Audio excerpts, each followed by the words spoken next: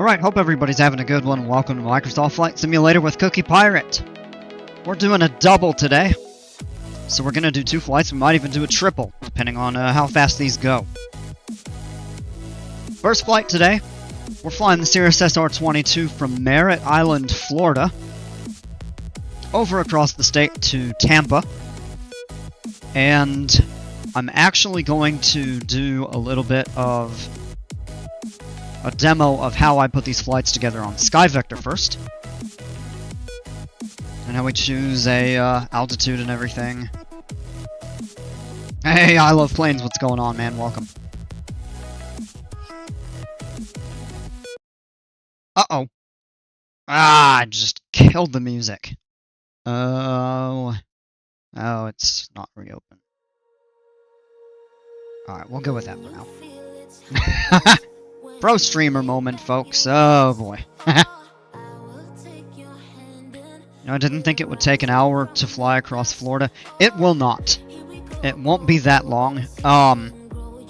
So what we're gonna do is plan. So we're gonna right-click here on the Merritt Island Airport. And we're gonna come over here and right-click on Tampa. It's an hour and 1 minute in... Like, these are default for probably a 172. Now, how high should we go? Maybe for a short flight like this in the SR-22, we're probably only going to go like 12,000. Might even tell us.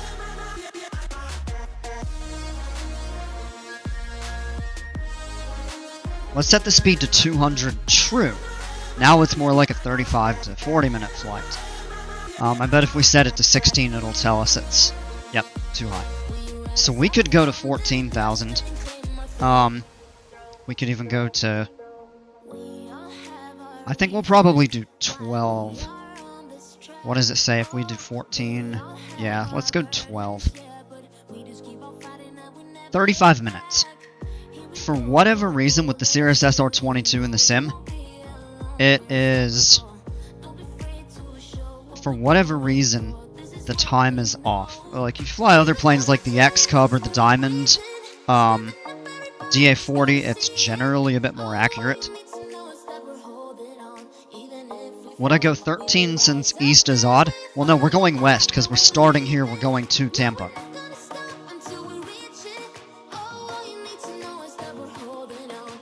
Almost took me an hour and 12 from Sarasota to Fort Lauderdale, but I guess I went south. Well,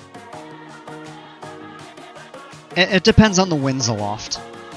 There are ways you can check that. So, if we go back into SkyVector, what we'll do is pull up this navlog, and we'll see for our route... Actually going to get a little bit of a headwind, which makes sense since we're going west, but it's relatively light. Like a 10 to 12 knot headwind is not bad.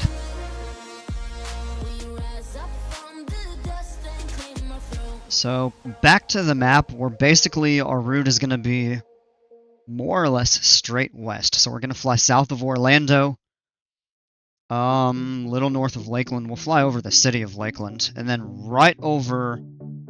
Vandenberg and basically over Plant City, and we'll come in, we'll probably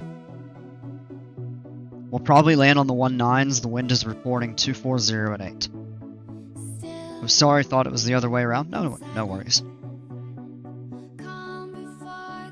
So, I'm going to turn that off, back into the sim. That is incorrect. So, it's going to be more like a 35, probably a 40-minute flight once you figure, a turn.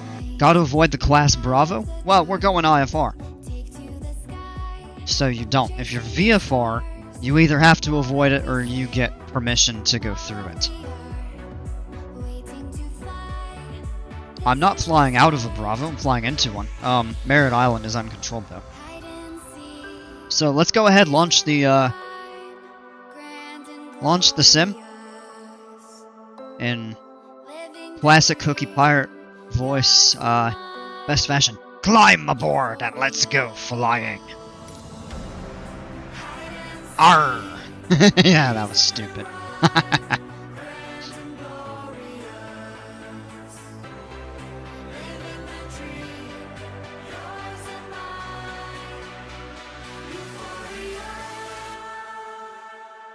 Hey, look, it's a ski plane. Snow on the ground. I hope it's winter.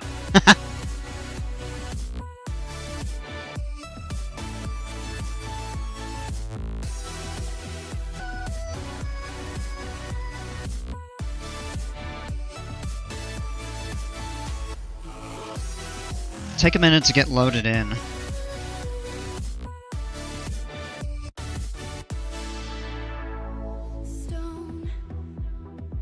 Come on. Oh, don't tell me this hung up.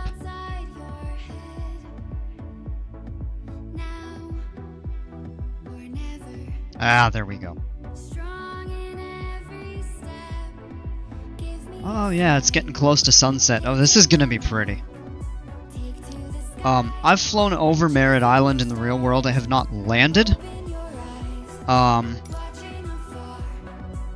taken off there or anything, but it's a cool little airport. So, hey, I got this fixed.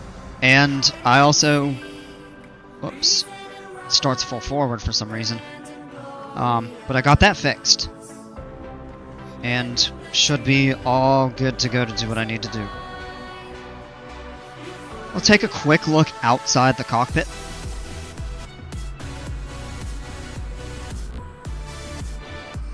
Hey Maria, welcome. Airport was loading so slow because the runway was full of trucks. I hope... Oh no, there is one! That's a tug, no. No, that's a forklift. That's even funnier. Oh boy. Alright. So I get a view around.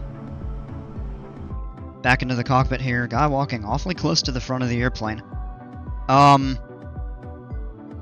yeah, we've got enough room to turn and everything. Alright. So, first thing to do in the cockpit, we'll make sure all our switches are off. Flaps are up. Boost pump is off. Mixture is idle. All of that's looking good. Most random selection of trucks. Oh, it's crazy. Soldotna Airport, which is really close to Kenai, where we flew into last night, loaded with trucks. I mean, there are a ton of planes on the ground. There are a ton of trucks on the ground. It's wild. Please clear prop. Yeah. Alright. Battery switch is on. We'll turn both on. We'll wait for this to initialize.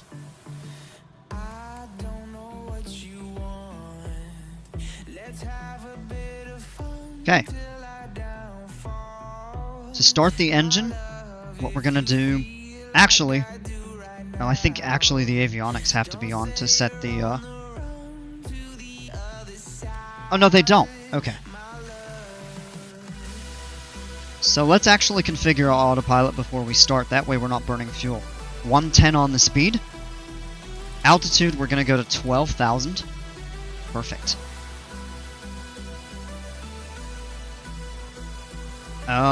What is runway heading? Here, we're taking off to the east, so we'll actually go over the water. Well,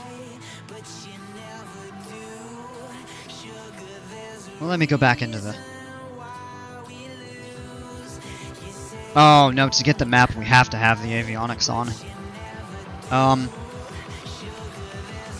We can safely bet it's going to be 90 degrees from the direction we're facing, so we'll set it to about 120. So we'll go with the heading bug.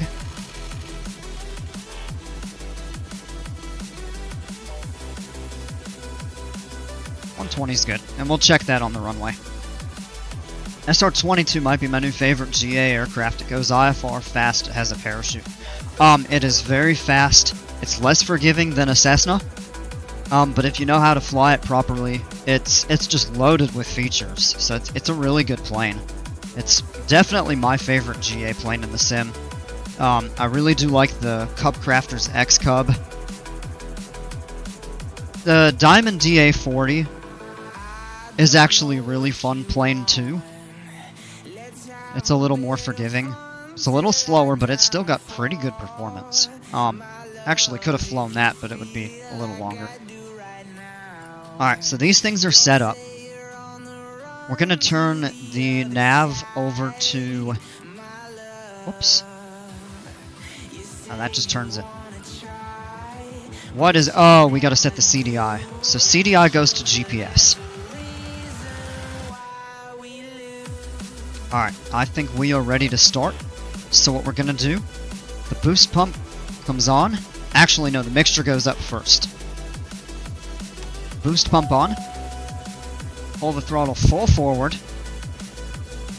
And then back for a moment, and then we're gonna bump it just a 1/4 inch forward.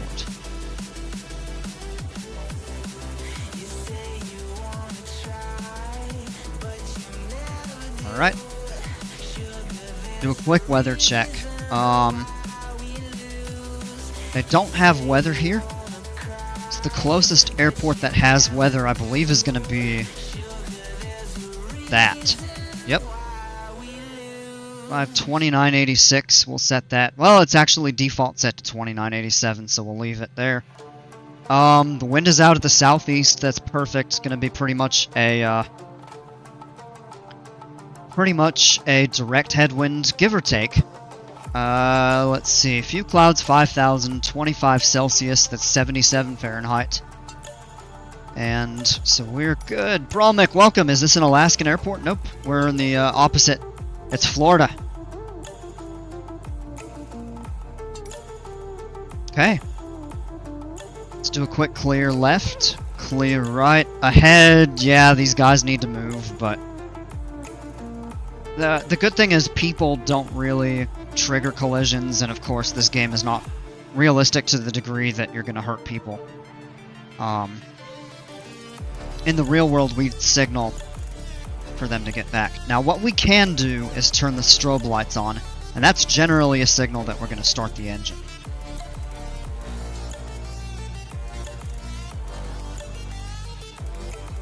Let me zoom in a little bit here, clear that. Alright. Engage the magnetos to both. One more quick check. Clear! Engine is started. Oil pressure is immediately up into the green. Temperature slowly starting to rise. That's good. Now the amperage is in the yellow, and that's because we have lights on and the battery switches and some avionics, not a full set. We'll turn the alternator on, and it immediately goes to 0 on the battery. Or actually 1. We'll turn the second alternator switch on. A lot of aircraft like this only have 1. I don't know why this one has 2, but okay. So we turn both on. Next thing, avionics switch. Oh, come on. There we go. Nav lights on. Don't need to turn the landing light yet. This plane doesn't have a taxi light. Just to take off landing.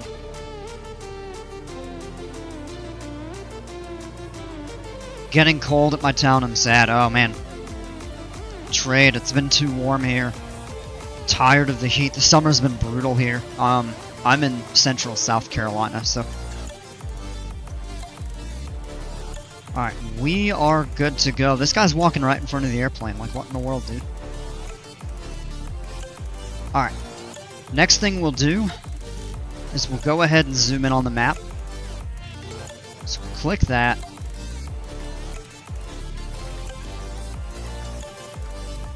This will help us navigate a little bit. So where we're gonna go is 180, and then we're gonna taxi over here to the end of the runway, so 1-1. Okay, let's go ahead and pull back on the power. It is idle. That's good. Let's release the parking brake.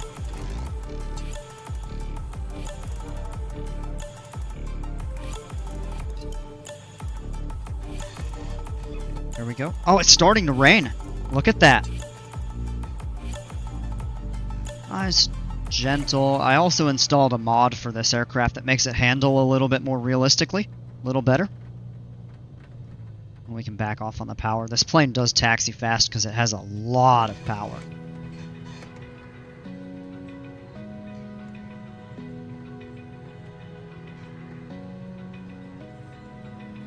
There we go. And it's going to be a left turn up here to get to where we're looking to go.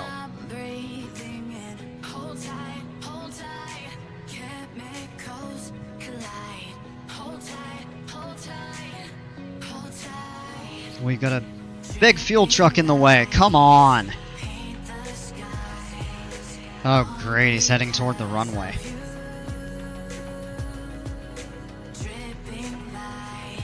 Is this forklift going to cut me off? Oh, he's turning in. Yeah, he's going the same direction, but he did. Oh, come on!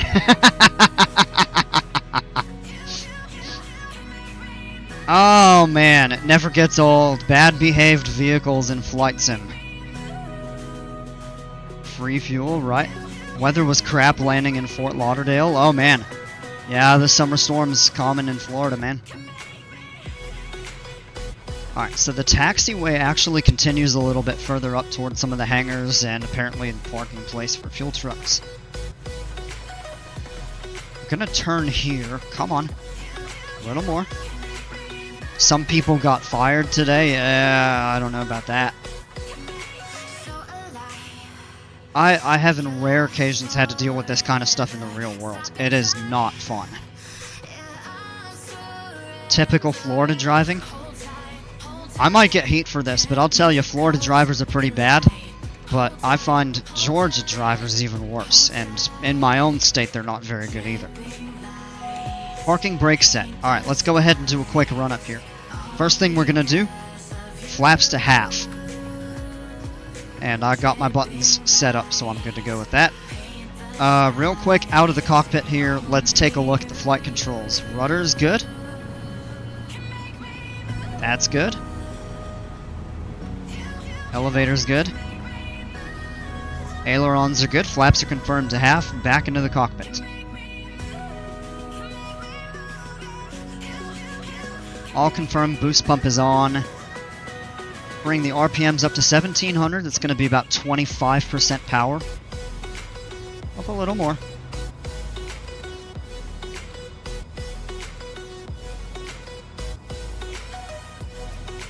That's good right there. Mag check. Alright. Left. It's a drop of about 40 to 50. That's good. Back to both. Now the right. Back to both.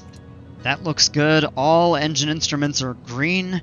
No warnings, errors, cautions other than the parking brake. I wonder if there's a way to disable that. Or to reduce. Because when your engine's running like this, you're not taking off. It's not even close to full power. This song... Oh, this is a different version of that song that just played. Yeah. I gotta go through and shuffle this playlist. Always have to avoid a lot of Gulf streams taxiing out of my airport. Yeah. Yeah, Maryland are the worst in my experience, followed by Massachusetts. I don't find the Massachusetts drivers too bad when I've been up there. But Maryland, yes. Yes. Alright, that's all good. Power back to idle. And we're going to go ahead and zoom out on the map.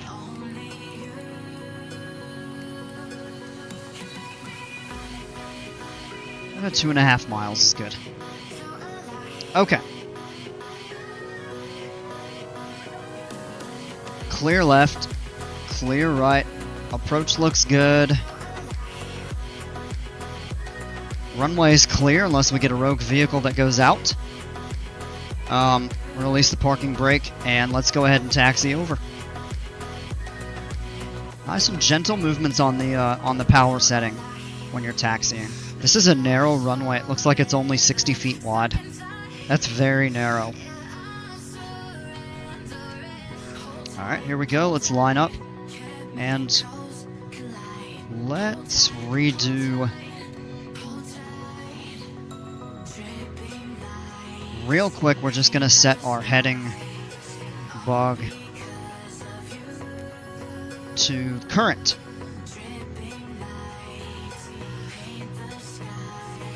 Okay, we're good. Slowly up to full power. Engine instruments are still good. Airspeed has just come alive. And we'll rotate at 77 knots.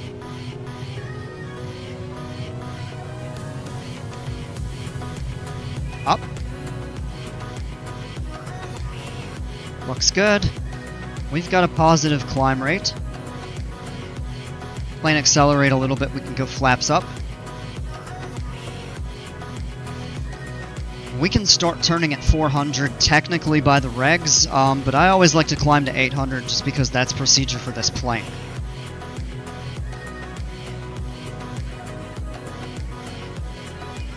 We can go ahead and engage autopilot.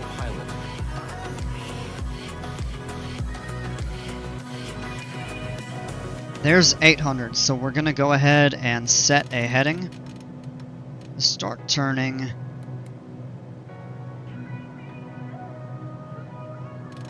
And we're going to spin it, but we don't want to spin it too far around yet because we want to keep the plane turning right. If you spin it too fast, it'll actually try to curve back to the left.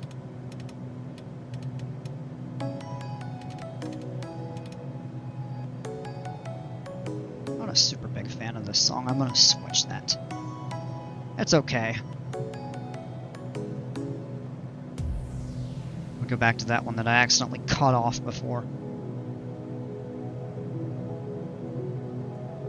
That is beautiful. Look at the storms out that way. Wow. This is really pretty though. That looks so good. Look at the rain right there. We're just about to pass over the airport that we took off from.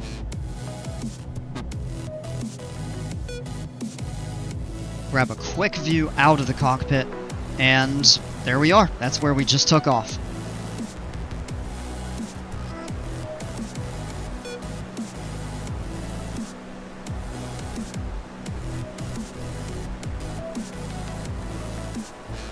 That is pretty. Sorry for the noob question, but are there windshield wipers? No, that's okay.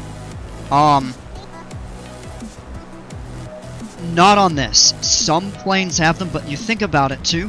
When you're going this fast, you don't really need them because any bit of rain basically runs off of the windscreen, or the windshield very rapidly. Alright, on our current heading we could actually intercept the course, so what we're going to do is keep that set. We'll turn nav mode on. And it may turn us to intercept the track, or we might just pick it up once we, okay, yeah, it is. It's gonna turn us now. Alright, up here we can go ahead and do our climb checklist. Keep the boost pump on. We're gonna pull the mixture back to the bottom of the green. We're gonna leave full power. It's gonna be a fast climb. So we're just gonna pull that mixture back a tiny, tiny, tiny bit, right, to keep it at about 100% RPM without it dropping. It's fluctuating a little bit right there, and that's totally fine. SR22 is pretty smooth except the nose wheel shimmies when braking. The mod that I got today fixes that. I used to fly with it when I was doing the flight sim on my old computer, and I re-added it today. Makes it a lot better. That is pretty though. Take a look there. Down over that way is, oh come on, is Melbourne, and then a little further, you can't see it because of the clouds, but you'd be able to see like Vero Beach. Go back out of the cockpit real quick. So Cocoa Beach is right over here. Cape Canaveral with NASA and the space shuttle when they did all that and everything is right up over this way. A little further up that way would be Daytona Beach. And again, Melbourne. Well, you might be able to see Melbourne. No, not really. At least I'm not picking it up over here.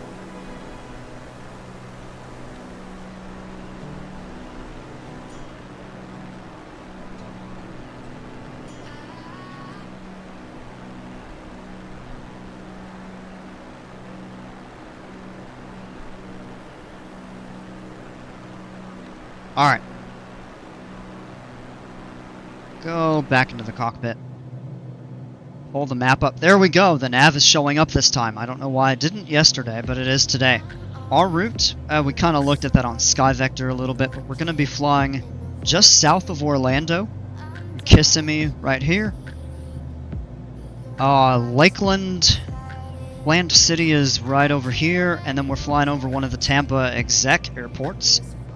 Downtown is here. We'll have a good view of downtown Tampa off our left wing coming in. And will, for you you fellow roller coaster junkies, might get a really good view of Busch Gardens coming in. Pretty until you fly into them, which I did today. Yeah, right? Yeah, you generally don't want to fly into real heavy precipitation, especially in small planes. If you fly into too much turbulence, it actually can cause structural damage to the aircraft. So you really do have to be careful with that.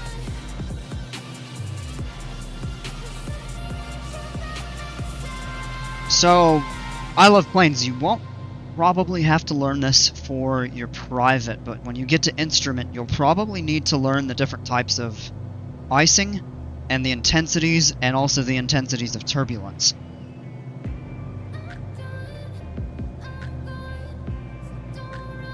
And severe to extreme, moderate turbulence the planes can handle.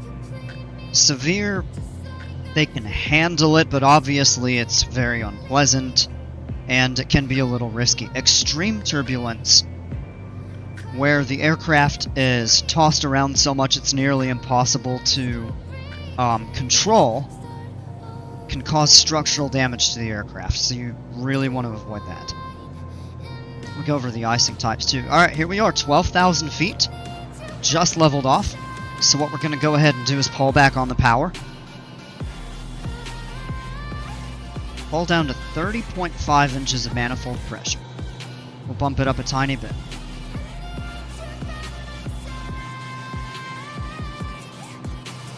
Come on. Oh, I'd like to do... I need to set like a power curve or something for this.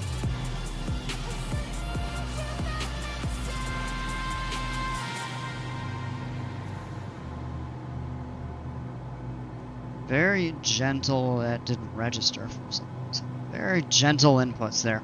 And we're going to pull the mixture until we get peak power, which is going to be right about 89 to 90%. So I'll show you how that works. I'll zoom out a little so you can see the mixture and that. We're pulling it back just a little bit. We want to be just above the blue bar, and I've found that the sweet spot generally is 20.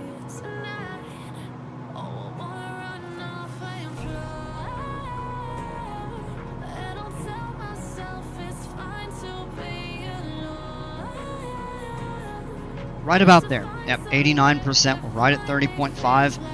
That is good. And look at the speed. We're doing really good. Our true airspeed is 202. We're doing 194 over the ground. We'll zoom out on the map.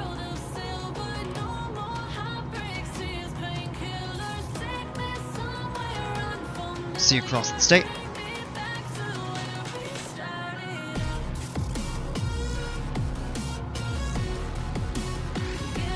Might be going through a little bit of weather up ahead. Probably stick around for the first leg, have to go for the second one. No worries. I lean out the mixture so I can get less fuel flow, and it didn't do anything. It turns out you had auto mixture on. Oh yeah. Yeah, you gotta turn that off. I do like custom for your difficulty setting, because I think even with medium the mixture is auto. I don't know that for sure, but I do custom. Most of my settings would be hard, but I have a couple on medium. I'm pretty sure I have auto rudder on, so obviously don't have to hold the pedals or the flight stick all the time. Well, the autopilot, I think, would correct that.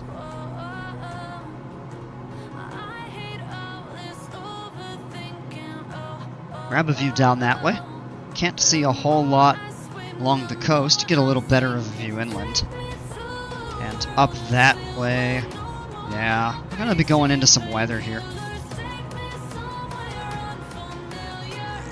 I'm going to go ahead and pull Sky Vector up. I'll show you a trick with the weather. You can't see what the weather is like in the air, these different locations and stuff, but you can always tell what the weather is going to be kind of along and at your destination by these little dots. So the green means VFR conditions, which is decent at worst and excellent at best. So over here at Tampa, we're going to have mostly clear skies, good visibility. If we zoom out a little bit... Oh, that's not reporting visibility, that's why. Okay. Some airports don't report visibility, so they have a pink circle. But let's go up here, for example. So you see all this blue is minimal VFR, which means the visibility is going to be a little worse, or you're going to have some low clouds.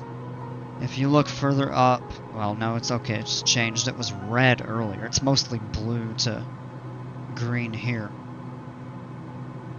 It's good weather most of the country. Alright, come up to Alaska. Here we go. Red means it's below VFR minimums, so it's going to be IFR.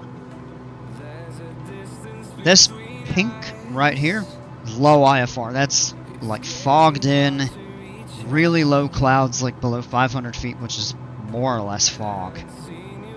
I was so confused because it was almost full lean and it didn't do anything. Yeah, that is exactly what it'll do. So I'd looked at possibly doing a Alaska flight, and the weather across the state, Kodiak is good. It's usually not great. Kenai, it's overcast, but it's high. The amount of the circle filled in tells you the cloud cover. So fully filled in, it's overcast. If it's just a circle with a white dot in the middle, it's clear, and then you can kind of see like where it's like partially filled in, stuff like that is kind of broken. Some more than half covered up here at Fort Yukon. Fairbanks, about half covered here at Nanana. And then this dot with the line at Dawson is few clouds. So that's kind of how you read the weather on that. Kind of helps me pick where I want to go for my flights, because I like to fly with decent to good weather most of the time. Didn't know it? Okay, well, you learned something new today, I guess.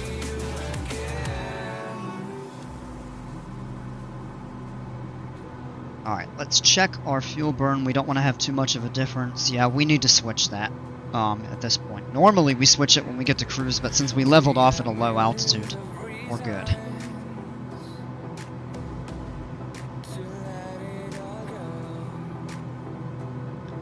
And it is saying we have just 21 minutes en route.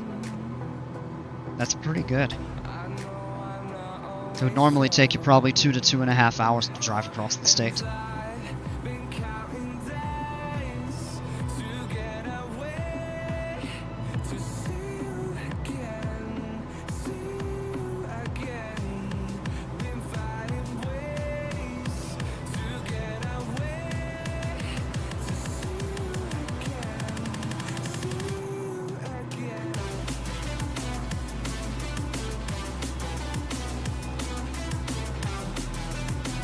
I need to get my flight tracker installed at some point.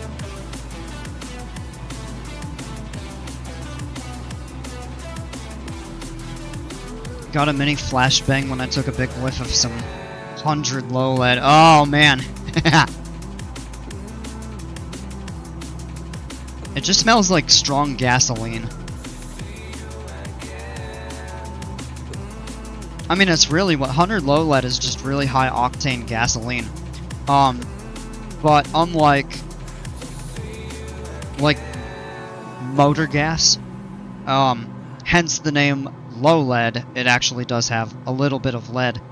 And it's interesting, I've actually done a bit of research on this topic, but they have been trying to develop unleaded 100-octane fuel for piston-powered aircraft, and the lack of lead causes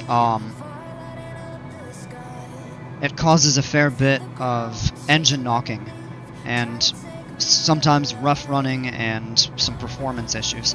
So they haven't quite been able to resolve that, and but they're still trying. I know there's a push to get away from.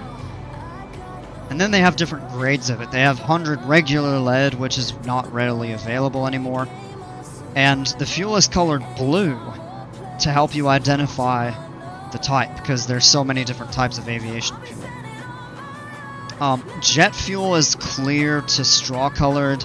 They have purple fuel, which is like 115 octane for racing planes. They have red for generally older planes, which is like 80 to 85 octane. Hey, Blue, what's going on? Welcome, man. Good to see you.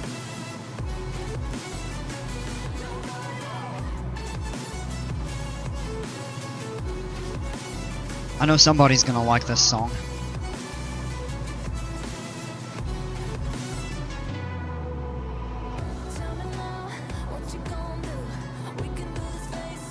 A pretty view out that way.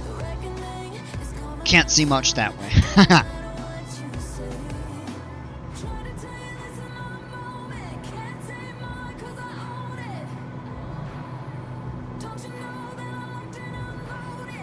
Yeah, I saw you. I got to you. We're already almost about halfway. Once we get to about 15 to 16 minutes out, so like another 3, we'll have to start planning a bit of a descent.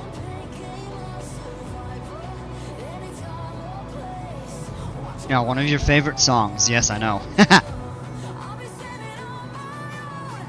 It's one hell of a roller coaster project design. Dale, welcome, man. Good to see you.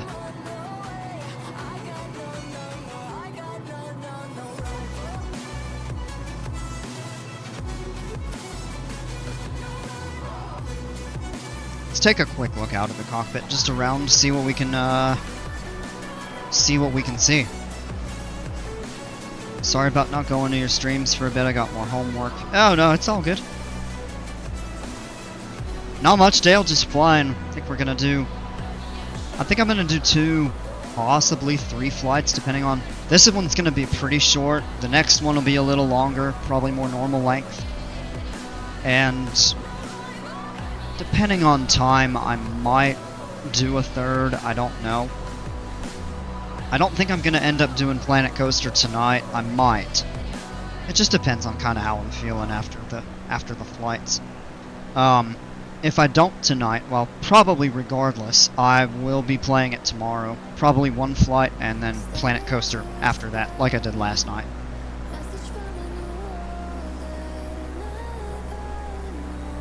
That's a cool view though, the clouds kind of going by around dawn. We'll reset the view and go back to the cockpit here. Alright. Gonna pull Sky Vector back up. We're gonna take a look at some charts. So, oops, zoom back out, go down here. So the weather at Tampa is showing 260, so the wind shifted a little bit, but we're still good to land to the south. We could land straight into the west.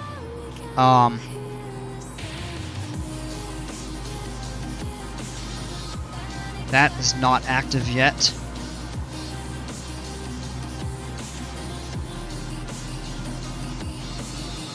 Oh no, this one is! Oh yeah, so we can't do that, so we would have to come in. We'll probably take 19 left, so what we're gonna do is... We'll set up for the ILS, I suppose.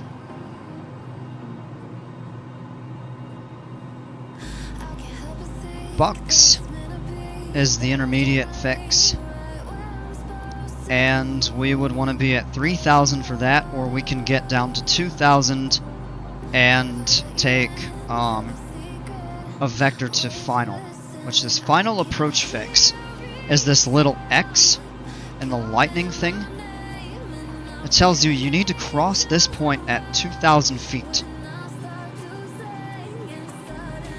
And you need to cross this at or above 3,000. 2,700 is a safe altitude around the entire area, so we wouldn't go below 2,700 until we get to on this course and we can descend to 2,000. So we'll set a vector up for that. When am I going to stream Planet Coaster 2? Possibly tonight, almost certainly tomorrow. And did I get the Discord set up? No, I need to do that. I need to set up a server. Okay. So we're about 14 minutes out, so let's go ahead and actually plan for that. So we're going to go Procedures, select Approach. It knows the airport that we're planning to go to, so it has that already set. Scroll down to ILS 19 left. And we can do Vector to... We can do Vector or Bucks. So I think we'll choose Bucks. We'll see how far out of the way that takes us.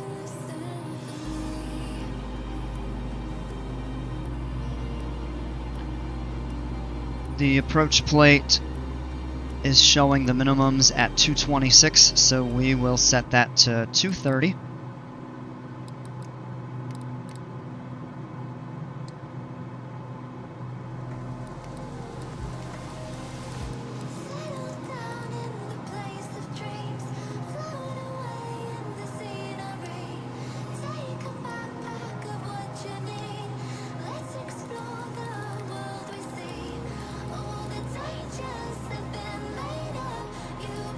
Enter, we can scroll through all of that, and let's hit load. We'll just check. So it's got us going out of the way a little bit. The top of descent, not until we get to Lakeland. We're about at the halfway point. Oh, you know what? I didn't turn that off. Whoops. Alright, so basically what I've done is just go into this and program that. Now, if we want to go to Bucks, we can set that up. So I think what we'll actually do is go back into Procedure, and we'll just hit Activate Approach. And it's going to turn us on course to that path, and it's showing our top of descent right about once we get a beam Lakeland. KLAL right there. I've actually flown into Lakeland in the real world a couple times.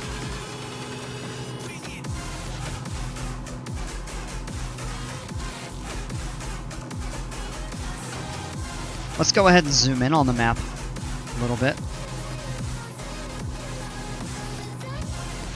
Now, we don't want to go below 3,000. So what we'll do is turn altitude down to 3. And we're actually going to set VNAV on. Now, with VNAV on,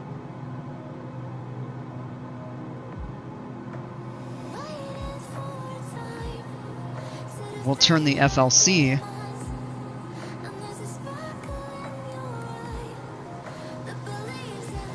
and these are compatible with each other. Vertical speed would have to be off. So with FLC, your airspeed stays constant through the descent, what you set it to, and you control your descent rate with the throttle. With vertical speed, your descent rate stays constant, and you control your airspeed with the throttle. And these are planes that don't have auto throttles. In a plane with an auto throttle, you can do whatever you want and it's going to control all of that for you. Set a speed and your descent rate, or your descent profile.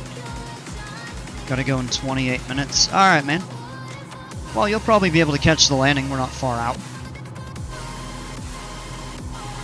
I was gonna ask if you could explain the FLC, but I already did. Well, I tried.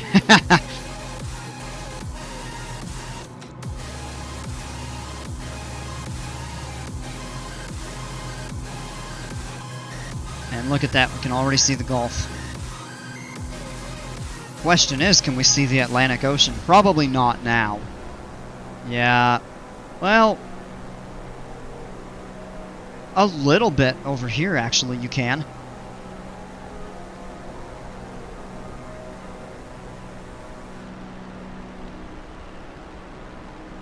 Go back into the cockpit here.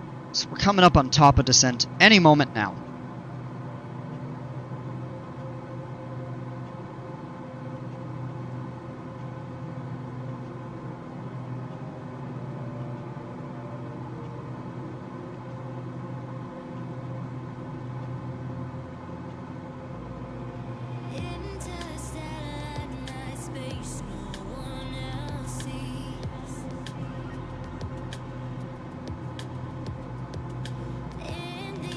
Alright, it's got us starting down.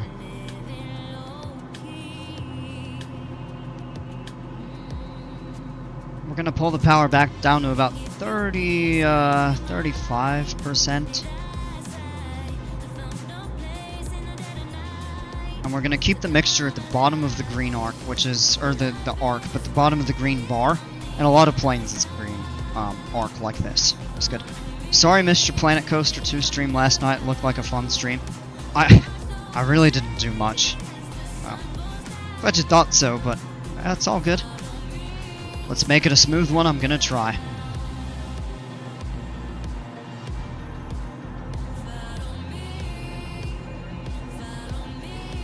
It's pretty with the sunset. If we did it just a little bit later, we'd actually get right in at sunset, which would be really neat. Looks like we're actually going to have really good weather. The clouds kind of dissipate the closer you get to the Gulf side.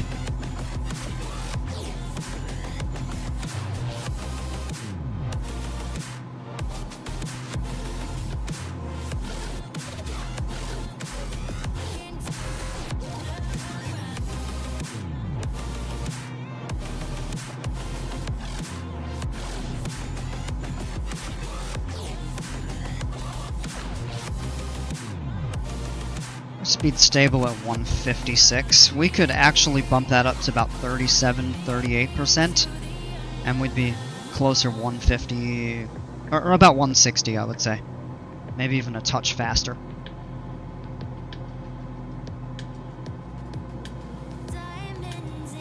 We could actually pull the mixture back even a little more down to the bottom of the green here. Right about like that. SR-22 and Flight Sim 2024 has even more liveries. Alright, yeah. Glad to hear that. The ones in this aren't bad for this plane. There was a mod that had the realistic ones, but you couldn't customize the tail numbers. So I decided not to go with them. If you do this, you get a really good view. Different, now you can see over the nose, zoomed into the screen, get a zoomed in view of both there. What's the mod called? Which one? Like the one for the paint schemes, or for the realism, like the fine-tuning mod that I use for this aircraft? I'm flying into Tampa International.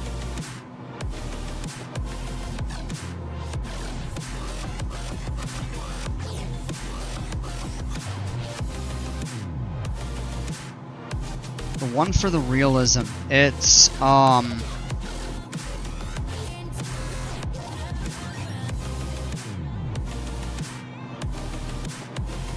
I'm looking at the file. It's like MGE Asobo Aircraft SR-22. Like if you search the Flight Sim mod, it's,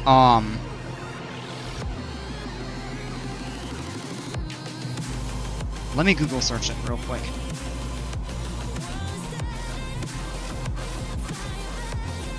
Flightsim.to and just search SR-22 Realism.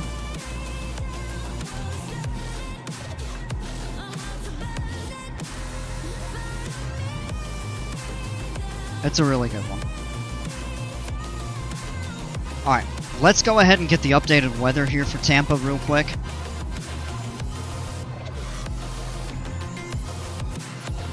It's 260 at 9. Few clouds at 4,000. It looks pretty clear to me, actually. And the altimeter's 2988, so we can go ahead and set that. Yeah, look at that. This is saying cumulonimbus clouds, so thunderstorm clouds. Distant northeast to southwest, and towering cumulus distant north to southeast. Probably pretty accurate there. Alright, altimeter, whoops, that. Turn it down a notch.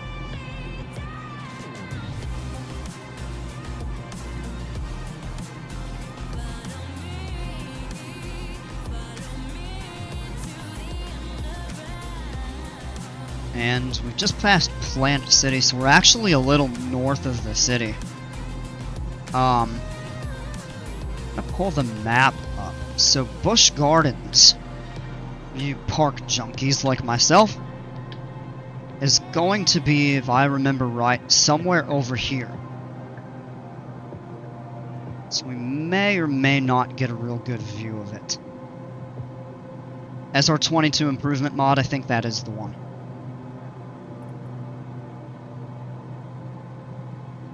We honestly could even take a little bit of a shortcut. That's a long ILS course.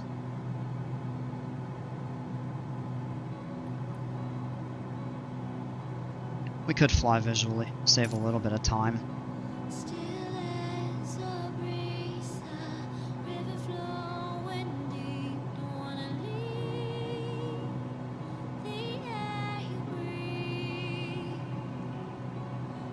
That there is the Tampa Executive Airport. The flashing lights right over there. Zoom in, you can see it. Not sure what all of that there. It might be a racetrack like Hard Rock over here, I think. No ATC to tell you what to do exactly. There's the city of Tampa. That is the Peter O. Knight Airport. Tampa International is going to be right over here.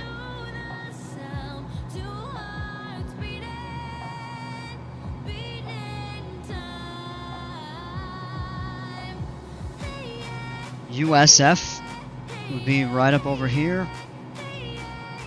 And if I remember right, Busch Gardens should be somewhere like maybe right up over here. It may not show up really well.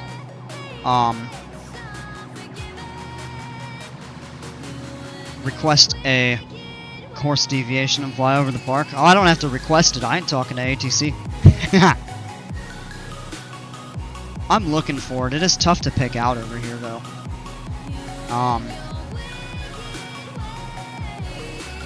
The game also... The sim may not represent the parks very well, like with the scenery. Now, I know you can get mods to display them and stuff, but it would be right over here. Maria, snow, we need more snow, not enough snow, no!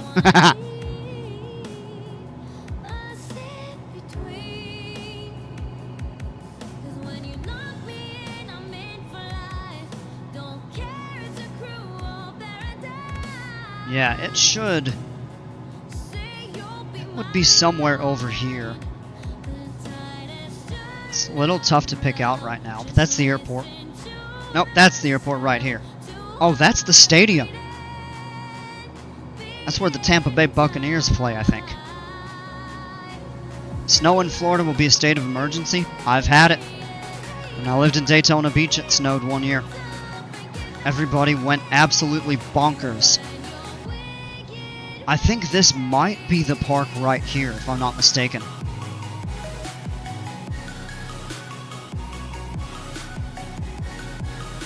I'm pretty sure that's it. Looks like there's a couple things kind of sticking up that look like roller coasters. I can go into slew mode after we land and go in and take a look, but I'm pretty sure that that is the park right there. Slew mode lets us go over areas that we don't have to fly over. Alright, so we're getting pretty close to turning. Let's go ahead and get ready to do some final items. So, those all stay on, that's good there. Boost pump will stay on, we never even had to shut it off. sure you have, but have you been to Cedar Point? No, I have not. I actually went, and the weather was bad. I was on a school trip, and everybody decided that they didn't want to go in the rain. I was like, I don't care about the rain, I want to ride some roller coasters.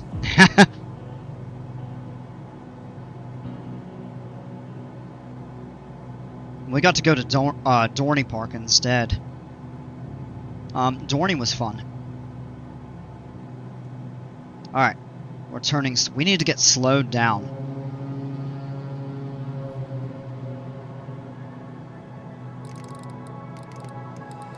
Turn. Oh, come on. 2,000. Yeah, we need to start getting slowed down here. So we're going to fly this by hand. Turn the autopilot off. And we can immediately go half flaps. We can't go full until we're below 110, but this is the runway we're landing on.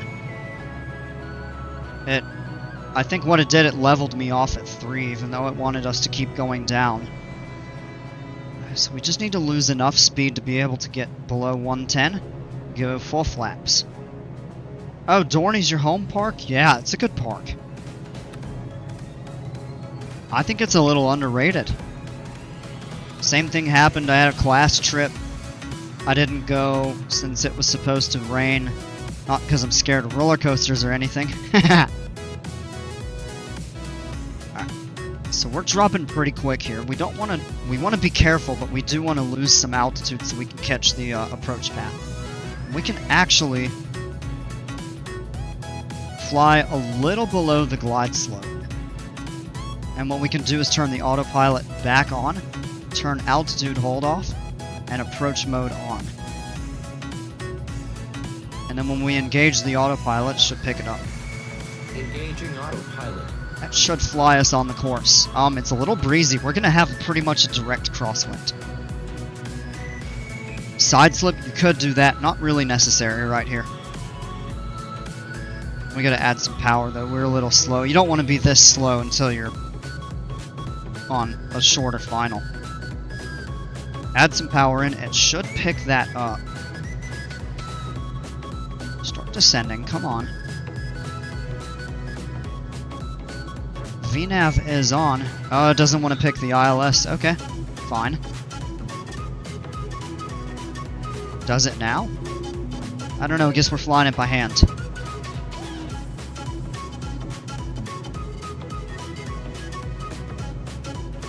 Side slips are fun.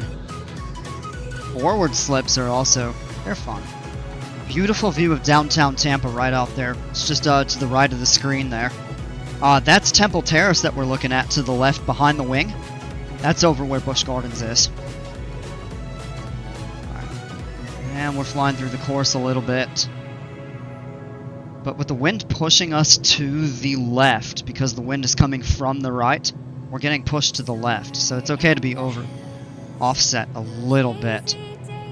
Let's trim the plane a little. Pull back on the power. We've got a little bit of a better descent rate here. This is not really a great approach, but it will make it work. So we're going to turn the plane a little bit to the right. This is called a wind correction angle. So you want to point your plane in the direction of the wind so that you fly opposite slightly of the direction that you're getting pushed. That might actually be a little too much. We're high. We have a lot of runway to work with, though, so we're okay. Nice and easy. Got good speed. Full flaps. We actually could have waited to go full flaps, but there's enough time to get set up on the approach and everything.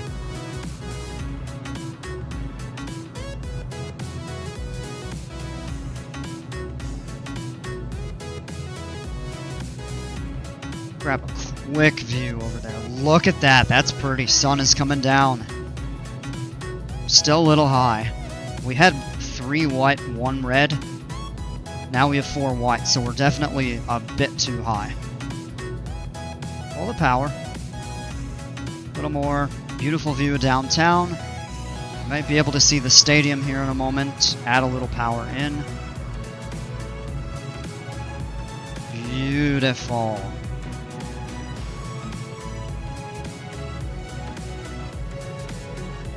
Alright, let's take the wind correction out. Drift over here. Now we're on the approach path, and we have a really good speed.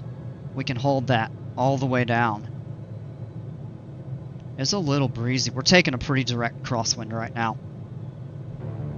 Yeah, it's actually even stronger. Now we're a tad low, so what we're going to do is pitch up and add just a little bit of power. Oh, just a little bit. We're a little slow, but we're okay. Down to the bottom of the white with full flaps, we're good. If we didn't have flaps, we'd be at stall speed.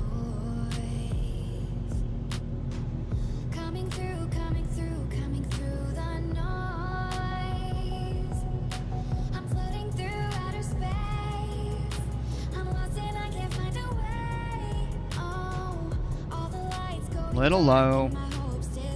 Yeah, the wind is not really cooperating. Inner marker.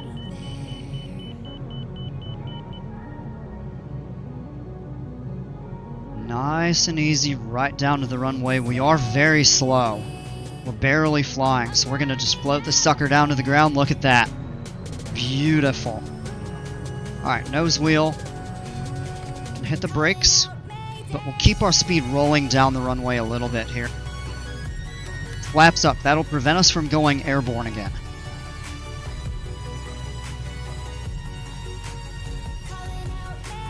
Now this is a large airport. It's going to be tricky to find where to land.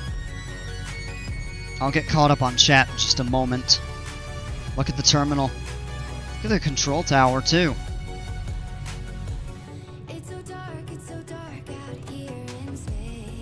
Add a little power in so we continue rolling. There's not a good place to turn off right here. A nice landing. Unfortunately, I have to go. See you in the next stream. Alright, man. Have a great evening. Thanks for hanging out. You can, if you want to. Of course, you're not obligated to, but you can catch the second flight a little later. Just watch the replay if you're interested. Alright. Here is a vehicle on the runway. Get off the runway! Can't resist, sorry.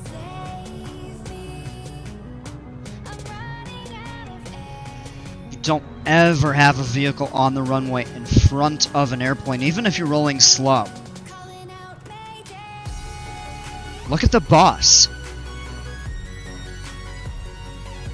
At least the bus is waiting for me. Thank you, bus driver. You rock.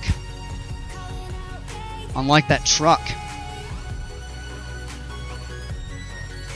Alright, let's see. I've seen these types of landings on YouTube. They're very impressive. Yeah, they are. Try. Golden couple of hours. Not couple of hours, but yeah.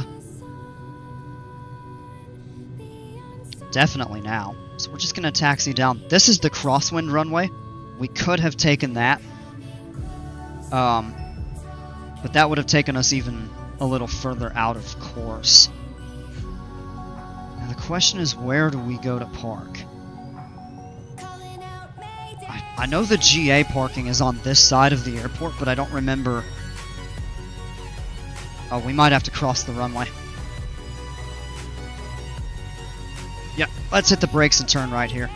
That's a better. You could park over on that ramp, but it's big aircraft. I see some smaller planes over here. Alright, before we cross the runway, we're going to come to a stop. In the real world, we wait for ATC to give us clearance to cross.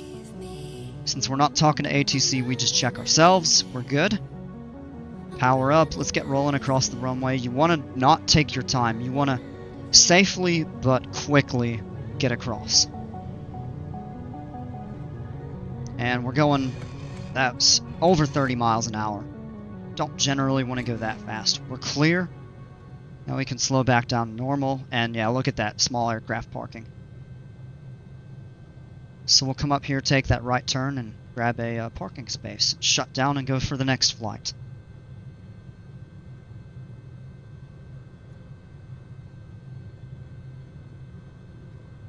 Disregard, you can stay for another hour. Awesome! Glad to hear it.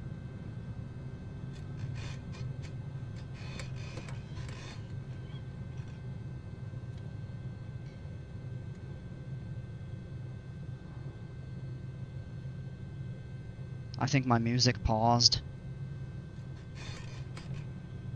All good, I'll start it back up when I do the second flight. And we'll turn and park right over. Oh, look at that! That's pretty. Great view of the sunset. And we'll grab a parking space right here. We just park ourselves over here. You don't have to have a marshaller.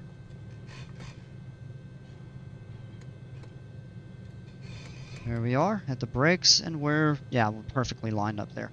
Alright, holding the regular foot brakes, we're going to set the parking brake. And we're good. Let's go ahead and do final items. Shut down. Oh, forgot to go mixture full rich. The reason you need to do that is because you, if you had to do a go-around, you have to have the mixture full rich to apply full power, or you can overheat and burn up the engine. And that could be catastrophic. So, we missed that. We'll go full rich. Boost pump off. Everything else was good, though. And turn our nav lights off. Boost pump is good. Power is idle. We'll turn the avionics off. We'll turn the first alternator off. To cut the engine, you don't turn the key. You actually pull the mixture to idle. I'll zoom out and show you that. And the reason you do that is so that the engine burns all of the fuel in it. You're basically starving the engine of fuel. That's the best way to shut it down, because if you turn the mags off, there could be fuel that could detonate the next time you start the engine, which could do damage to it. It's not detonate in the sense that the engine would explode, but it's any remaining fuel inside the piston cylinders. Alright, clear those. Alternator off. We can go ahead and turn strobe lights. And all that's left, battery switches. Alright folks, welcome to Tampa.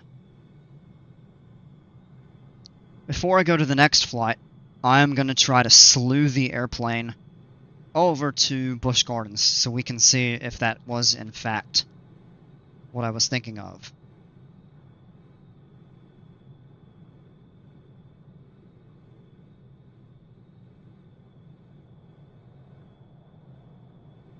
Alright. So we'll go outside of the airplane. What a beautiful view. Look at that. The sun's starting to go right down over the horizon now. Gorgeous. Alright.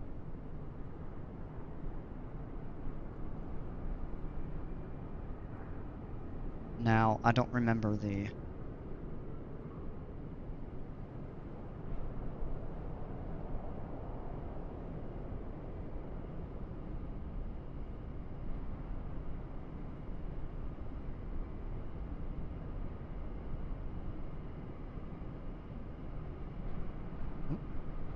Oh, gosh.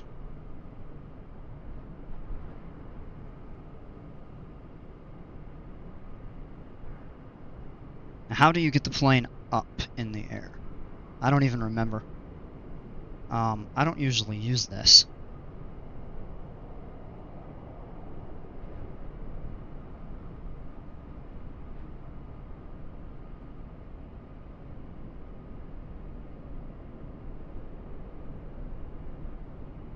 F3. Okay, so I had that down. The wrong key. Bring it up just a little bit there. And...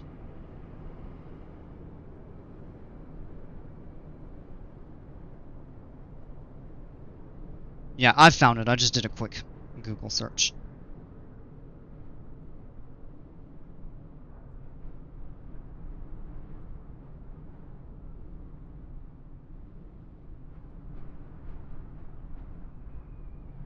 Yeah, this is Temple Terrace right here.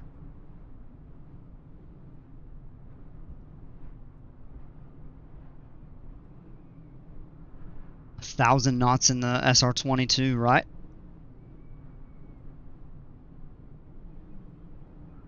Oh, we went too far.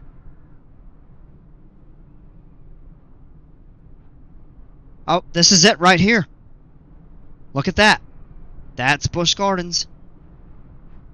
Now we'll bring the plane down slowly. Wow. Look there. So I was right.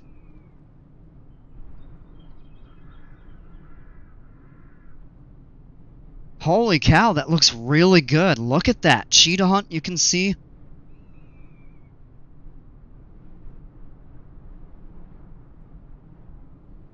Unfortunately, you can't really move the camera around much. But Montu is right there.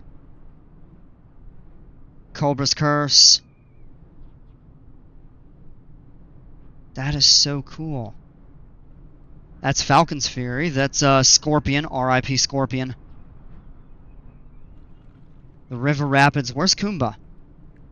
Oh, that's the log flume there. Look at that! That's so well simulated. They got the loop through the lift hill. Or loop around the lift hill, I should say. Shikra, it looks like they had torn down Gwazi. They hadn't built Iron Gwazi yet, but that's super neat. And then look at that view of downtown Tampa. That is gorgeous.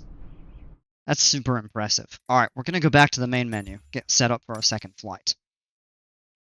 It's pretty nice for default scenery. I know there are mods for different parks. I know Carowinds has one. I think some of the Six Flags parks do too, but that's really cool. Beautiful. Alright, let me go in and get some additional music set up. Yeah, we'll let that play. Or did we already play that? I don't remember. Alright, our second flight today. We're going to fly, I think, the Cirrus again from Whitehorse up in the Yukon. So let's go in and set that up. This is a funny airport to fly out of. I'll show you why. Set as departure. And I think we're going to do a new airport. We're going to go over to Watson Lake, which is the third largest town. Is this auto-gen? No, some of it is, but it looks like some of it is. Set as arrival. I'm going to go into Sky Vector. We'll set that up. Oh.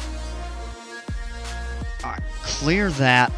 Clear the flight plan. So we're going to go CYXY to, I don't even remember what the identifier for Watson Lake is, but it's this right here. CYQH. No, that's... Set up the seaplane base. We want this right here. There we go. So saying 58 minutes. We're probably going to go at 21,000. Showing right about an hour. So I guess that's reasonable. Have a good second flight. I'll watch tomorrow. See you tomorrow night stream. Good night. Brawlmike, thanks so much for hanging out, man. Have a great evening. I actually gotta step away real quick. Give me just a second. We'll get this set up.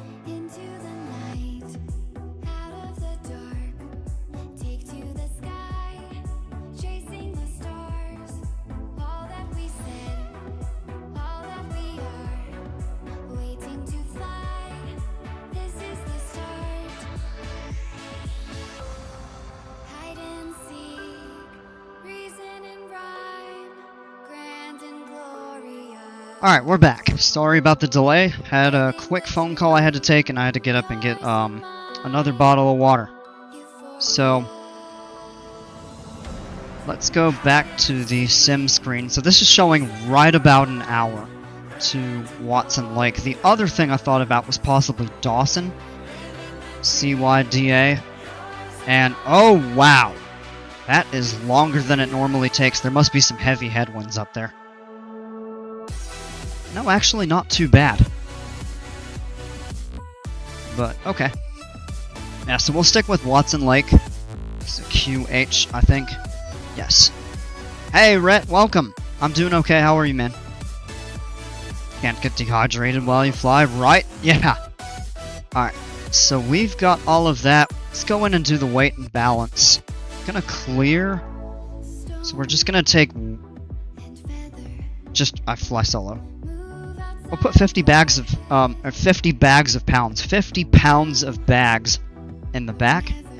And why I like to do that, why in the world did that reset? Alright, there we go. But why... Look at that! That reset too! Wonky. Okay. Why I like to have the baggage in the back, though, is for the weight and balance. It helps you flare. When you have a plane weighted in the back, it actually helps you, flare a little better in landing. If your plane, your center of gravity is forward, it becomes tougher to get that back pressure that you need to hold. It keeps wanting to let the nose drop. Alright. So I think we're good there. Let's go back into the world map and load into the sim. Oh! Thanks! Alright, there we go. Back on. Oh, homework? Yeah, no fun. Alright, so we're good to go ahead and load in. And look at that, another snapshot of the golden hour. It actually looks kind of similar to what we were doing. Obviously different plane type.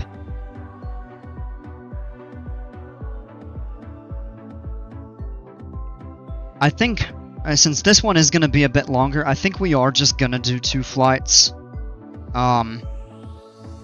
Because by the time we get done with this one, it's going to be close to 9:30, I think.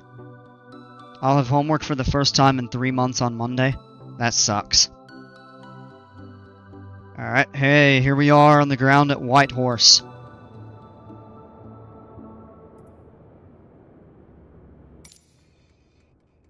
Alright, loaded in.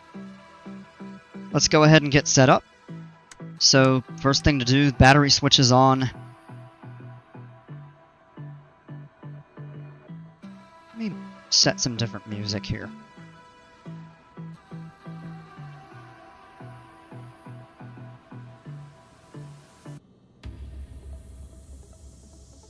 Alright, there we go. Alright. We'll go ahead and set these up real fast. So we're cruising at 21,000 feet. So let's go ahead and set that.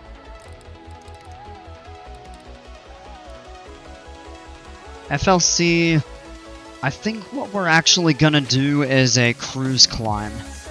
So we'll actually set it to 110, but then we'll end up changing it.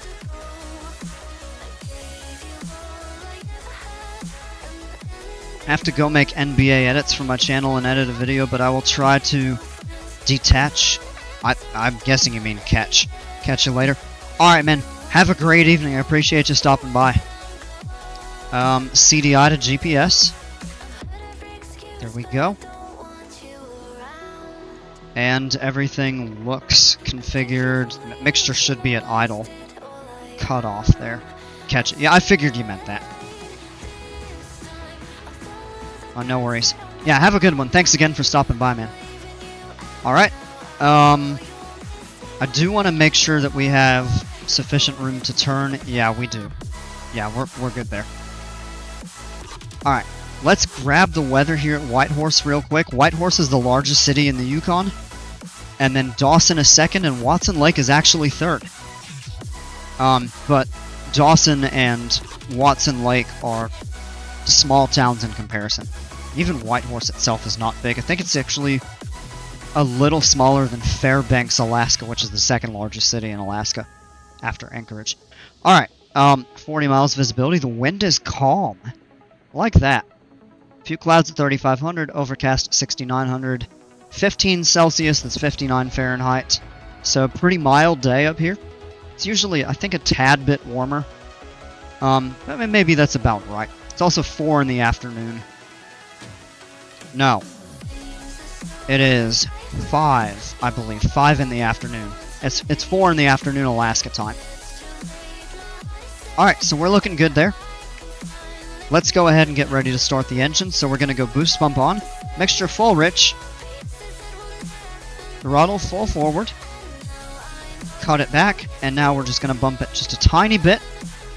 And we will get ready to start the engine. Gauge the magnetos here. One last check. Left, right. We're good. Clear! Engine is started. Oil pressure is immediately up into the green. Temperature slowly starting to rise. Turn the alternator switches on.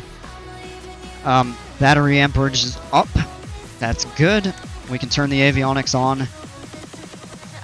We'll wait for that to initialize. It'll take a moment. We are looking pretty good there. Nav lights, strobe lights on. Let's go ahead and center back. Let's turn back here, actually, and we're going to zoom in on the map. And we're going to taxi up to 1-4 right, so we're going to take a right turn out of here. Basically, going to follow that. We could go, actually, between those there. So we're good. Alright. Power down to idle. Release the parking brake. And start rolling forward slowly here. Brakes, good. You always want to check your brakes before you start taxiing much. Because if your brakes fail, that's obviously a big problem. Little vehicle kind of in the way here. Come on. Oh, you gotta go a little early. See you in the next one. Have a good night. Alright, man. Thanks so much for hanging out. We'll catch ya. And we're just gonna follow this.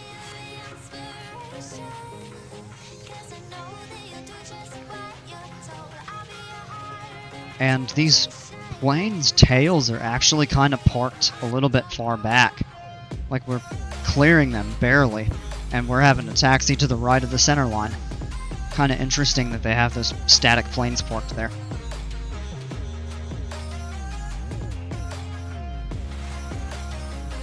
Now, we actually could take off from this runway. And it's relatively on course, but it is short, and we do have the terrain to contend with. This plane would climb over all of that, no problem. But what we're going to do is come up here. And that's a hold bar, because if there's a plane landing on this, you'd have to stop before it landed. If you take off, you just wait for takeoff clearance and then go beyond it and start rolling right away. We're good to actually power up a little bit.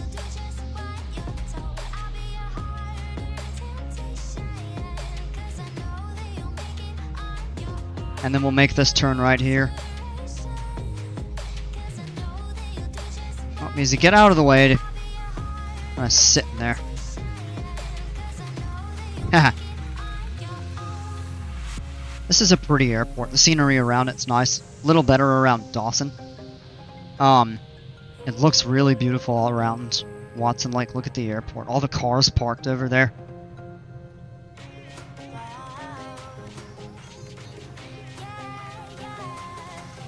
Control tower, some more trucks, the radar for the weather.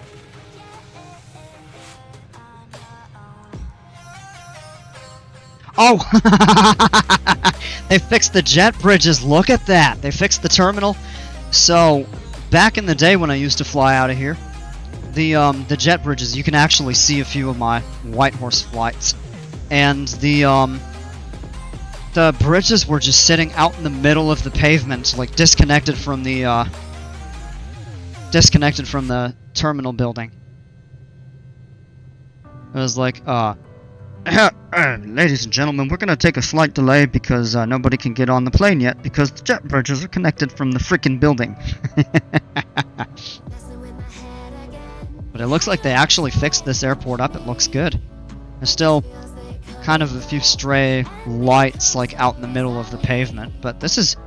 They must have done an update to fix this, because this is a lot better. Yeah, we have a taxiway light right in the middle. They haven't fixed that. I remember that. Of course, if you were to hit that with your prop in the real world, that could do some serious damage to the prop. Obviously would destroy the light. Alright, there's the whole bar here. I want to come up a little bit there. Alright, we're stopped. Power idle, set the parking brake real quick. Just a real quick check of the flight controls. Rudder, elevator, ailerons, everything looks good. Let's go flaps half. Confirmed half. This plane, the checklist doesn't make you cycle. Unlike the Diamond DA-40, you bring the flaps all the way down, all the way back up, and then you set them to half to check they're working. Alright, let's do a quick run up here. Mixture's full, rich. Boost pump is on, we checked that. Looking for 25%. Pull back a little bit there. Oh, a tiny bit, come on. Alright, that's good. Mag checks. Good.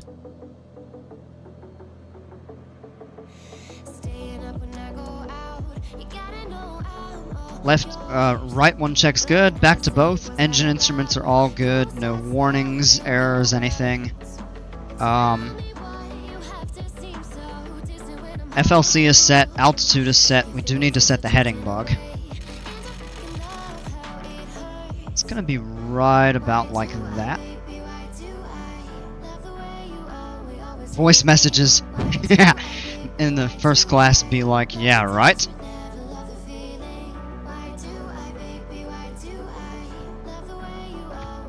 Ladies and gentlemen, this is your captain from the cockpit. Get your own snacks, because this is a Cirrus SR-22 not a Gulfstream or 737. Thank you so much for flying with Air Cookie Pirate. Arr! That was stupid. Alright, and we are good to go now. Release the parking brake. Oh, didn't do go back to power idle, but that's fine. Get us rolling. No, we're good.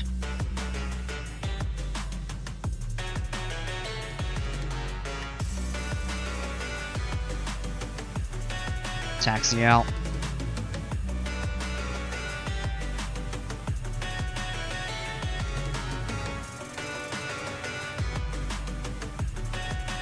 Back over just a tad bit. Look at the different shades of pavement. I think it must be because of the scenery overlap in the area or something. Alright, we're good. Engine instruments are good. The airspeed is already alive. Looking for 77.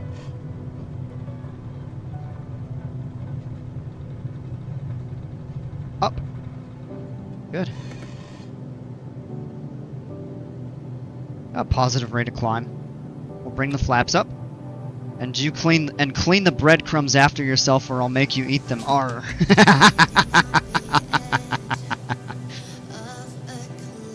That's good. Alright, airport elevation I think is 2100. At 29 we can go ahead and engage the autopilot. We'll level off. And now we'll immediately go ahead and start that turn.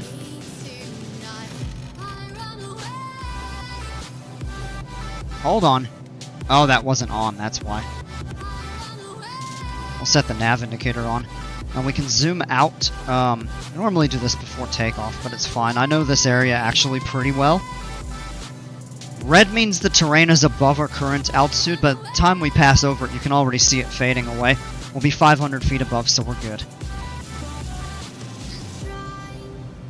Alright, flaps are up. We're looking pretty good. A beautiful view out here. Take a look down here. That's the city of Whitehorse. So Whitehorse is named after rapids on the Yukon that they called Whitehorse Rapids because the water rushing through the rapids looked like a white horse's mane. So that's why they called it that. If we would go outside the cockpit here in a moment. For a moment, I should say. When you look back this way, you see a little bit of a dam here that creates a lake, kind of for the river. Miles Canyon, which was notorious back in the days of the Klondike Gold Rush. Miles Canyon was a very treacherous part of the river, so they ended up damming it to kind of reduce the intensity of the rapids. And then Whitehorse Rapids is like right up here next to the town that was named after it.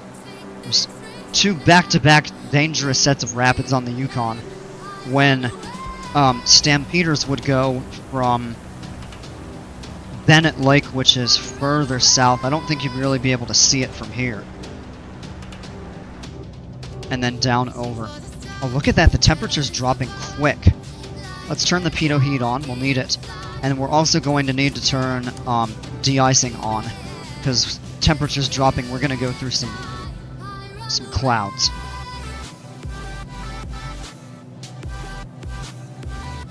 Alright. We're going to do a cruise climb Ridge of Peak. So what that means is we're actually going to set the speed up to 120. You could even do 130, but we'll do 120. Could even go to 130, actually. Let's do 130, because that'll help us cover more ground, make the flight time maybe a tiny bit shorter. And then, from there, we're going to pull the power back now. Down, we're looking at going for 30.5 on the manifold pressure.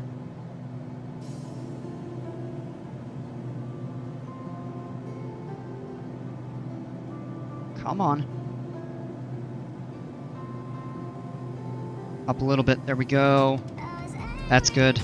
And we'll lean the mixture to Ridge of Peak, which is going to be that max power, so we should hit about 89 to 90%, and we'll know we're good. Right about 20 gallons per hour. Right there. That's really good. Now it's -2, so we do need to watch for icing a little bit. But we have our de-ice on. Once a flight attendant forgot to bring me my lasagna, and when they brought it to me, I had to fast eat it because the plane was landing already. Wow. That's gotta be exciting.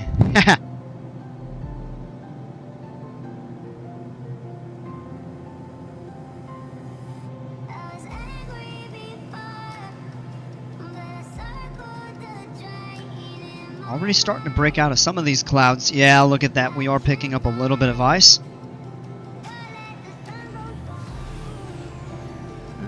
That's a decent amount of ice. So what we'll do is this windshield, not max mode, windshield de-ice. We'll push that a couple times. That'll help. Sorry if it's been covered, but are we playing PC2 later? It's gonna depend on what time I finish this, but I'm thinking at this rate, probably not tonight. Definitely will tomorrow. I'm gonna take a break from it. Because I got on yesterday, and I mean, it was kind of fun, but I just felt kind of stagnant. And I wanted to spend a little more time with this today.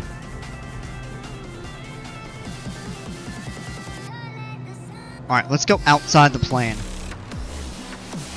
Spin it around. I want to look at, see if we're picking up any ice on the wings. We shouldn't, or if it is, it's very minimal. Yeah, just a trace. That's not bad. So the de-icing is working well.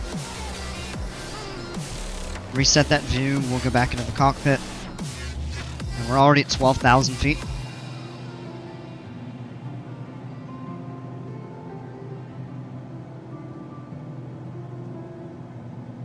So we're looking okay.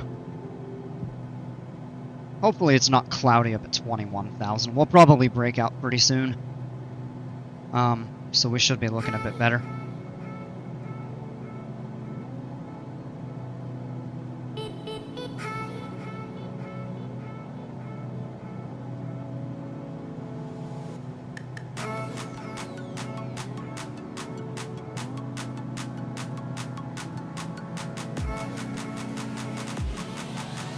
Man, we definitely are in the thick of the clouds, though. Minus 10 up here at 13,000.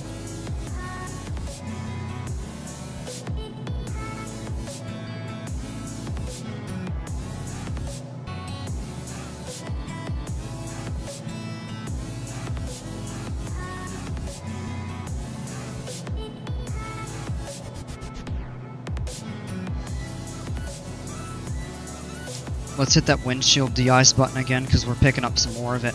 We should... You know what? I'm going to turn this up to high just in case. And the way that we can keep track of our icing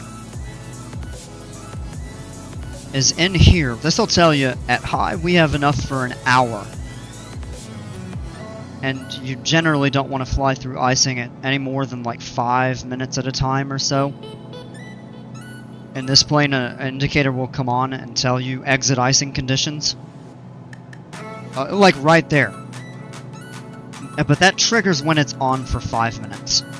So it's not necessarily that your icing conditions are severe enough that it's going to be a real detriment to your flight, although it could be, depending on the situation. This is light. This is not really severe enough that we have to worry about. This plane is well equipped with de-icing, so we're good there. Now that we're out, we actually can turn it off.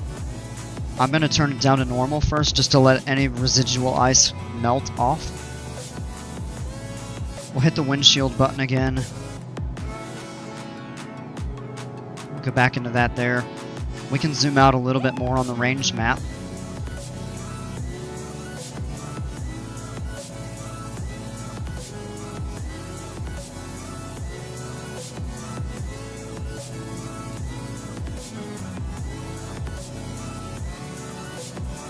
You can see on the map over here, Juneau is out to our to our right. It's good, probably 120, 140 miles away though. I've actually done the flight from Whitehorse to Juneau at least once, maybe twice. I've done Whitehorse to Skagway a couple times. Fun flight. Figured it would be nice to go to a new airport. Alright, we can go ahead. Oh no, we're about to go through some more. So we'll shut it off real quick, just to clear the annunciator, and we'll turn it back on. Normal should be fine. We're up at 17,000. Oh, these clouds are high. Engaging autopilot. That accidentally shut off.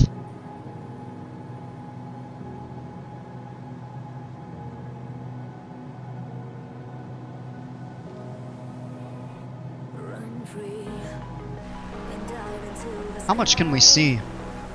Almost nothing back over that way.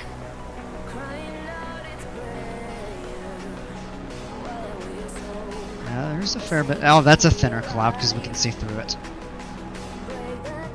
Alright. 18,000 feet, we'll go ahead and set standard pressure, which is 2992, but we have a shortcut key that you can just hit. Like that. And that's a difference of about 350 feet in actual elevation. Yeah, I don't know what the tops of those clouds up ahead are. If we level off at 21 and we're in them, we'll go up to 23 or even 25 perhaps. We can't go above 25, that's the service ceiling in this plane.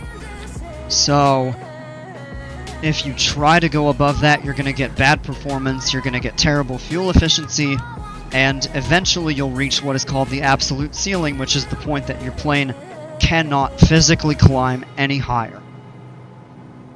A lot of people don't know that the surface ceiling is not the automatic maximum of the plane. You can usually go a little bit above it, but not much.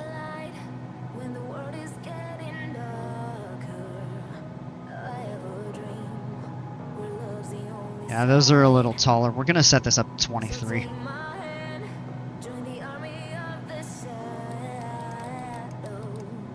Whoa.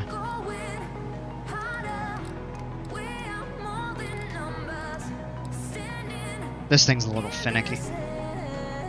So 23,000 set. And that'll just get us above all these clouds. These are actually pretty high. A little surprised.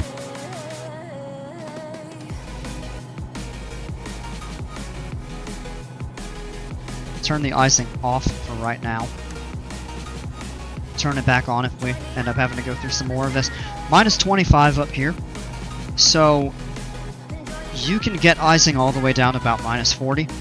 But the greatest potential for the most severe, significant icing is between 0 and minus 20. Once it goes below minus 20, icing is going to be less likely of a significant issue, but you could still pick some up, so we'll take the precautions just in case.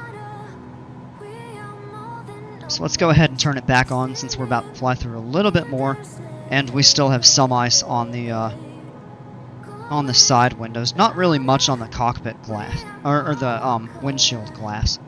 Tiny bit there. Kind of more here. And the reason you need to avoid icing, if you're not familiar with it, two things. Number one, ice on the plane makes it heavier, so you get worse performance. Second, and more significantly probably, ice on the wings disrupts your airflow. And you need good airflow over the wings to generate lift to actually fly. So if that lift is disrupted, you're going to have a difficulty maintaining the proper altitude. The plane would have to work harder, and if the ice overcomes the plane's ability to generate enough lift, you will slowly start losing your ability to maintain altitude, and you'd start going down. Not like you would plunge into the ground. Although if it was severe enough, that does become a possibility. More so, it would be like a gradual descent. You're too heavy, you don't have enough airflow to sustain level flight. You'd start going down. Alright. Oh yeah, we're above it here. 23 is good. So we're finally leveling off. And because the air is thinner up here, we're getting closer to that service ceiling.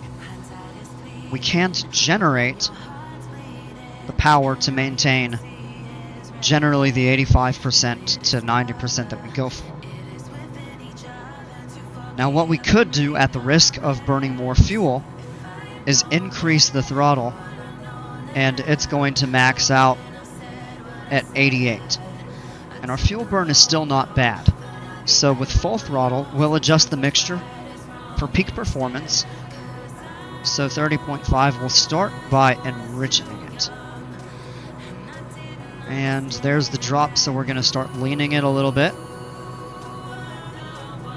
That's about as good as we're going to get. Yep. Bump it right back up till we hit that 89. That's good, right at 20.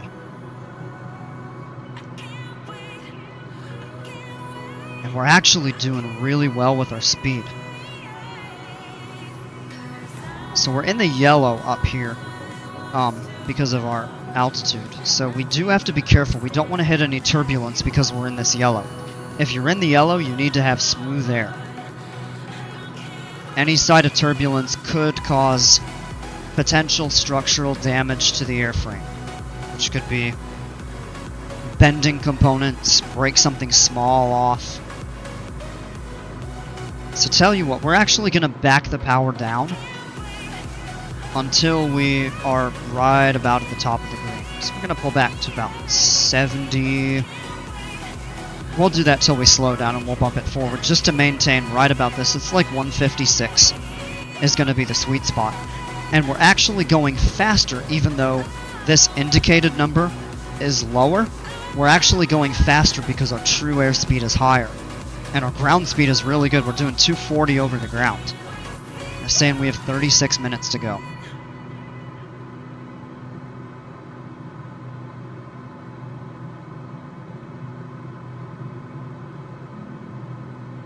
This actually might be the setting that we want. The power stabilizing.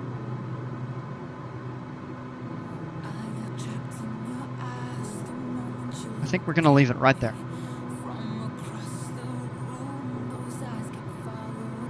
Still slowing down a little bit. Maybe not. I think we're good. Yeah, we're good right there. So we're going to adjust the mixture a little bit, looking for peak performance. Enriching it is helping.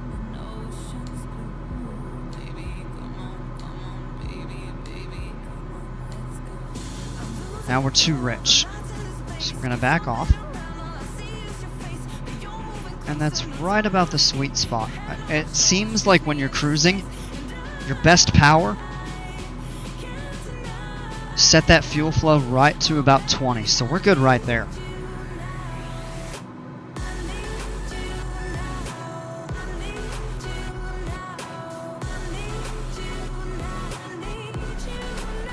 Take a look around down here.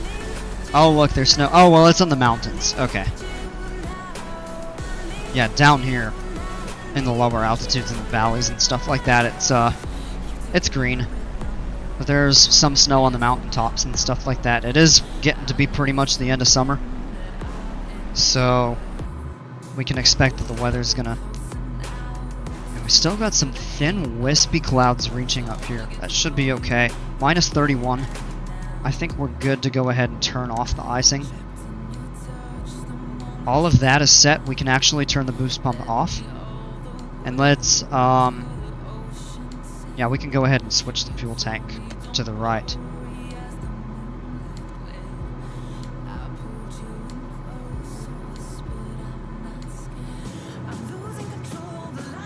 Man, unfortunately not much of a view over here. But we'll pull the map up. Our route for this flight, this is Whitehorse. All of this right down here, these are like Bennett Lake. This is all the area that the Stampeders would go during the Klondike Gold Rush. They would go from up here.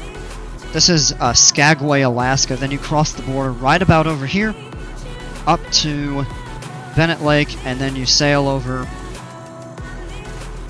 The Yukon River really comes up through here, along up through Whitehorse. If you go out this way, you're eventually going to run into Carmacks, and up this way would be Dawson.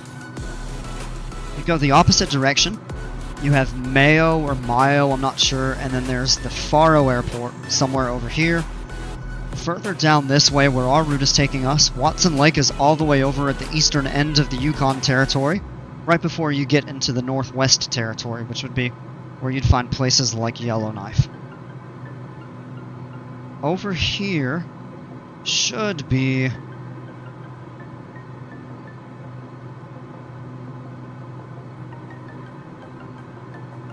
I don't know how much of a view we're going to get of it, but somewhere is Teslin. It's going to be close to where...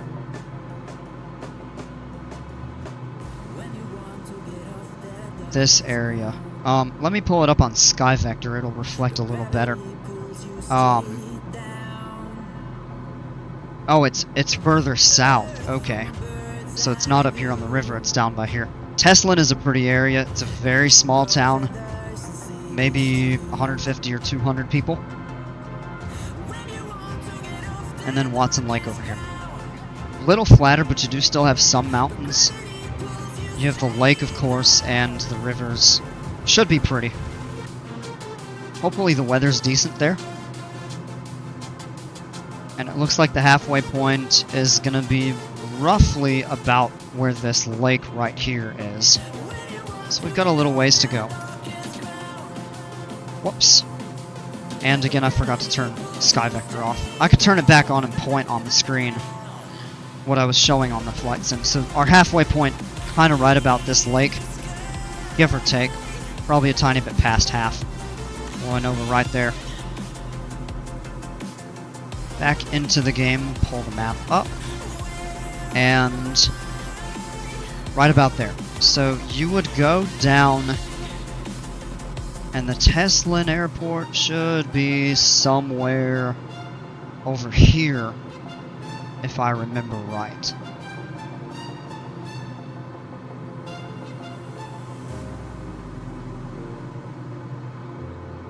I think it's about here. I don't know why it's not showing up on the map. Is the airport not generated? I don't know. Weird.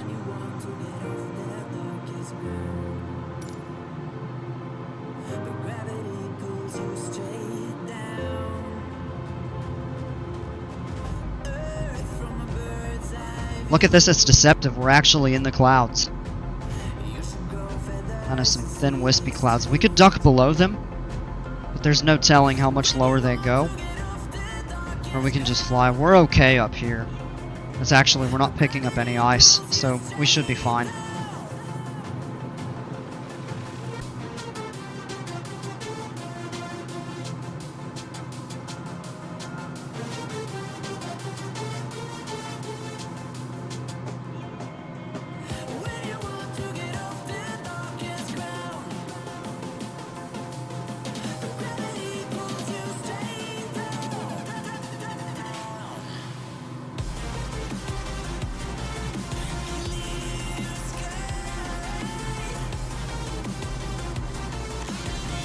Look down here, you can see some of the ground. There's really nothing out over this way, though.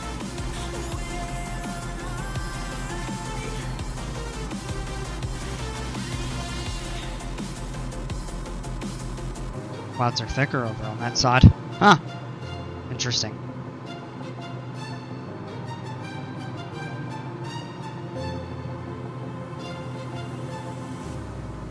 So that's saying right about a half hour remaining.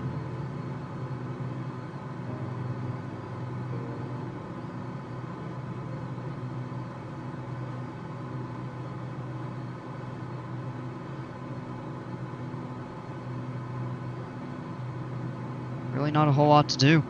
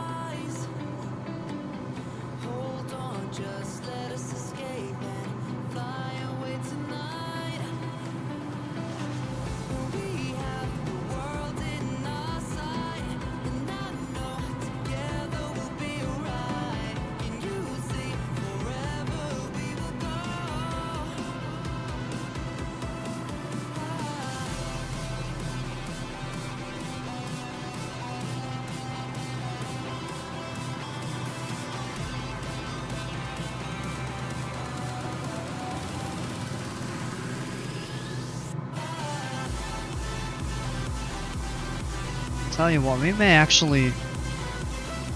Yeah, let's go back down.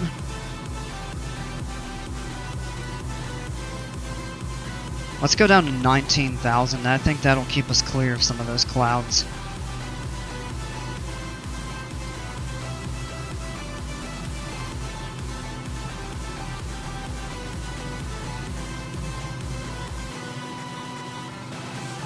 That should start us on a little bit of a descent there.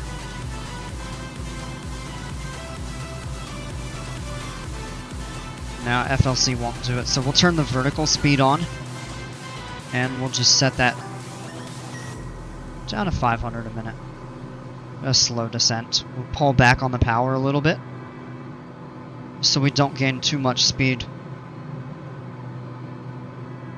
Coming down through. At 19,000 we'll be able to set the power more like we normally do.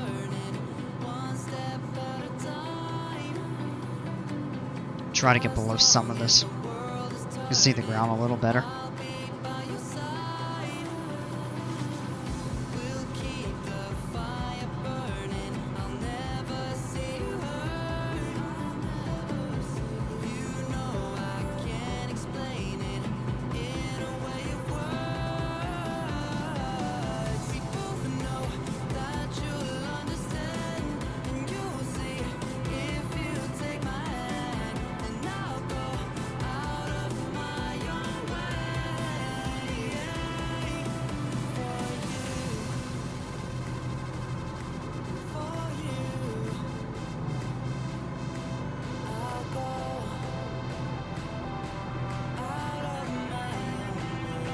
We could actually steepen that a little bit, maybe down to 1,000.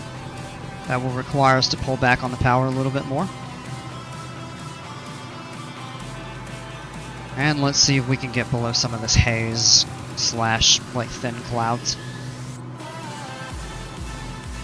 Yeah, look at that. That's definitely a bit better.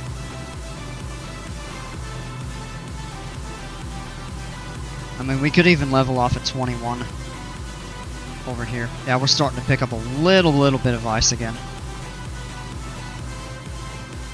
Definitely more clear though.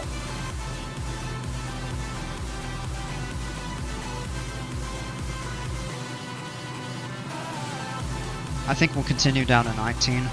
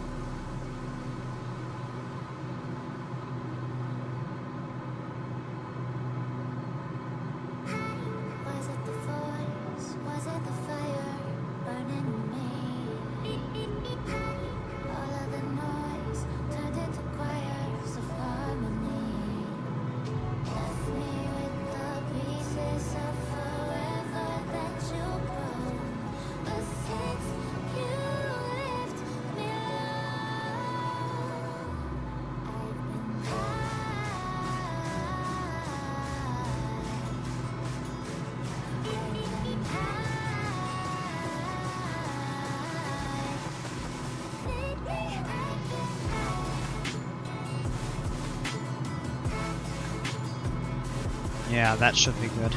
Already the view is much better. Interesting, this terrain is auto-generated. It's got these patches of snow. Probably hilltops, I'm guessing they're trying to generate there. I've heard Flight Sim 24 has made some really significant improvements to that, so I'm looking forward to... I'll probably get the new Flight Sim in the next few weeks.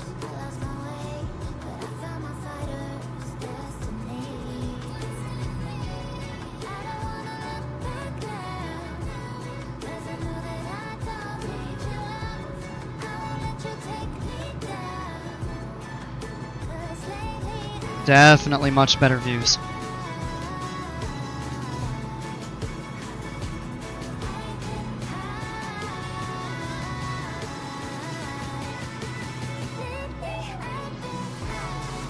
And this is showing about 24 minutes away.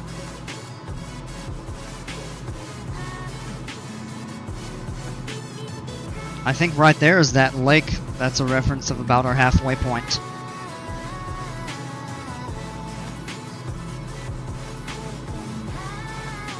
Pretty sure that's it. Alright, we're leveling off, so what we're going to do is go ahead and add the power back in.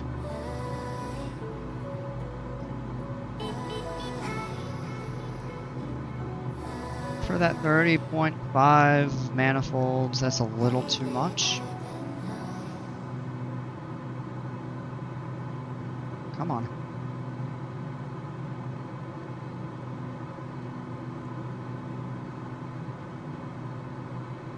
Go right about there. And the mixture's too rich, so we're gonna pull it back to...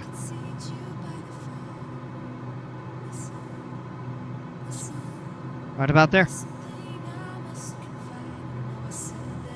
We lose a tiny bit of speed coming down to this lower altitude. The tailwind is a little less strong up here, but it's still pretty good, 16 knots. And so we're doing 232 over the ground. We were doing about 240 to 245. Our true is 220, so that's still really good. So we're in good shape over here. 22 minutes out. Let me pull the map up, get some information for the Watson Lake Airport. I've actually not been into this before. So the airport elevation's 2250, so that means we'll be descending about 17,000 feet. If we go down at 1,000 feet per minute, that's about 17 minutes of descent. So we'll probably reach top of descent in the next 4 to 5 minutes, I would say. The wind is showing 200 at 6, and the runway is 927.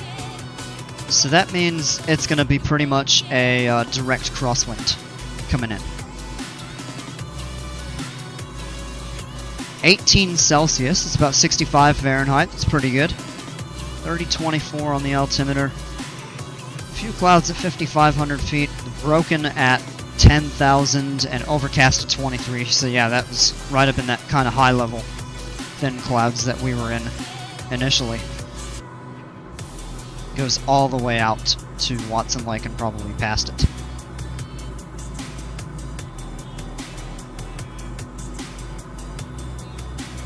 Alright, they do have the ILS runway 9. So we can fly that, or we can do a visual approach to either runway, depending on weather. Now, the tricky thing about this is because it's in Canada, SkyVector doesn't provide the approach plates like they do for US airports. So I would be relying on whatever the GPS in-game tells me to do.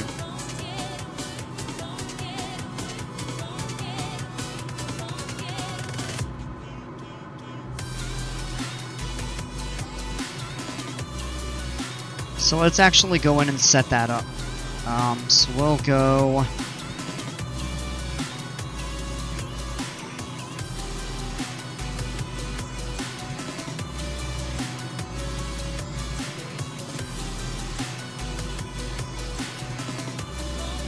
Oh, they have GPS for both runways. Okay.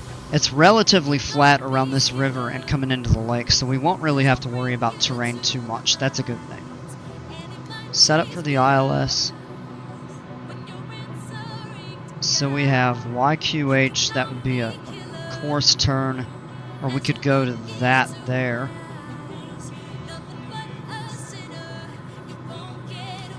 If we choose that, oh, it would have us come all the way out and do a turn and come back in. So I think what we'll do is actually set up and we'll set vectors for ourselves. Not worried about minimums. We'll scroll through all of that, come down and hit load.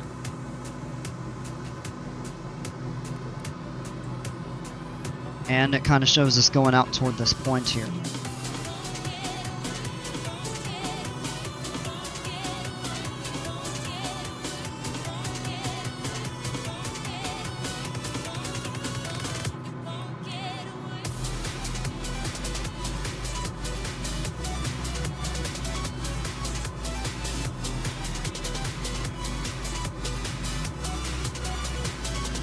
So that's going to have us fly to this point, so we're actually going to do our descent manually.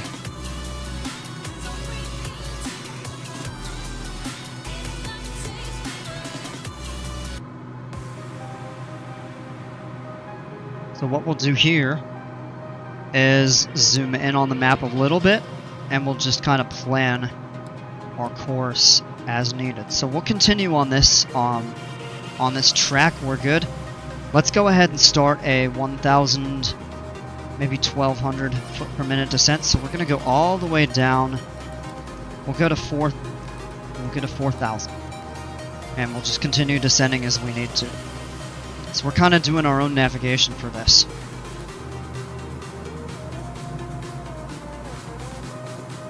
So what we'll do is VNav off, and we'll do vertical speed. And we're going to set that right about 1,100 feet per minute. What we'll do is pull the power back down to about 35% to avoid getting too fast. That should be good right there. And yeah, the weather's definitely looking considerably better over here than it did over at Whitehorse and on the climb and cruise early on. I wish this would render a little better. That's one thing I'm looking forward. I've heard Flight Sim 24 does that a lot better. With the updated topography and everything like that, so that'll be nice. Alright, the altimeter at the airport was 30.24, I believe. So now we're technically below, or we're above 18,000, but because our standard pressure brought us below 18,000, we can set it. And that's where we need it. We'll check the weather again once we get a little bit closer to the airport.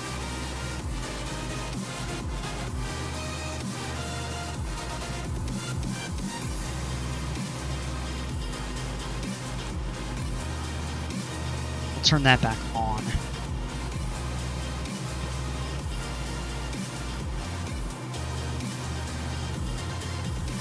And what we'll actually do is set our heading bug, just for our current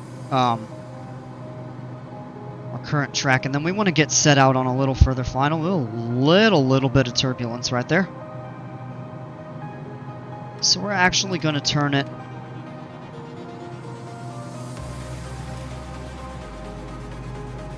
(7 or 8 degrees).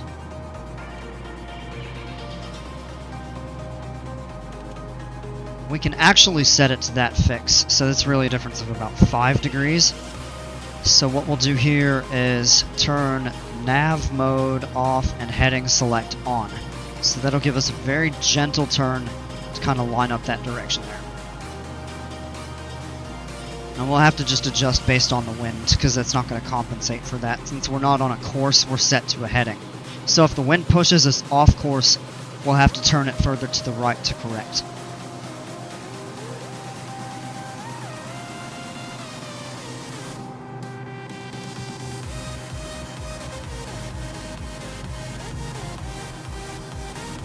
We're looking pretty good here. -15 and it's clear. No worry about icing here.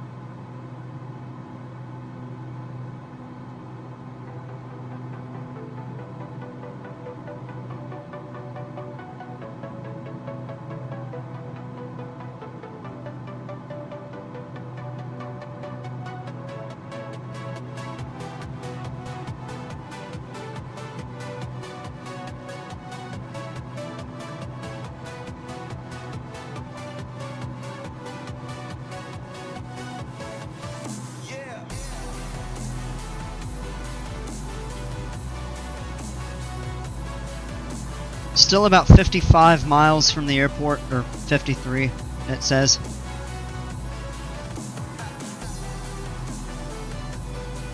And it definitely does flatten out a little bit, but you can see some mountains out in the distance.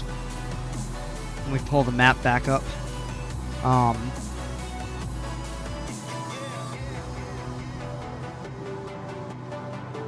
So a little bit of terrain kind of out over this way. And then the border with the Northwest Territories is not far beyond this.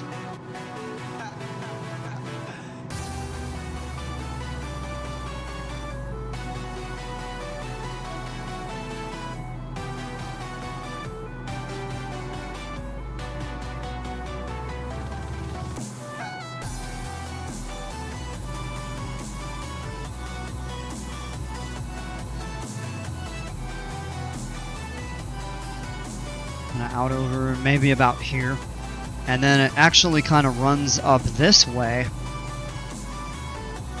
and up kind of like that perhaps. And this up here, this is Inuvik Airport, and that's in the Northwest Territories. This is Old Crow in the Yukon, and then this is all Alaska over here.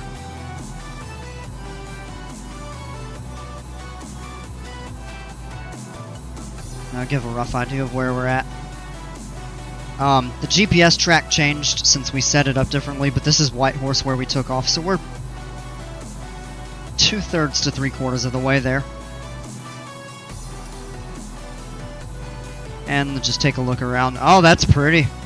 Look, oh wow. Yeah, I mean, just take a look at this here. Some pretty mountains. There's really not a lot of anything in terms of civilization. You have Teslin way back there. There's almost nothing until you get to Watson Lake. But that is absolutely gorgeous. I mean, just look at the jagged peaks. It reminds me of the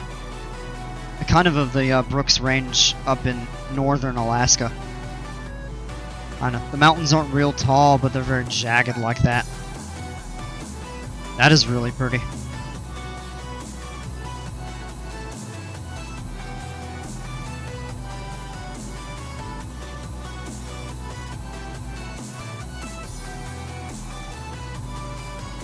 tell you what we actually could do.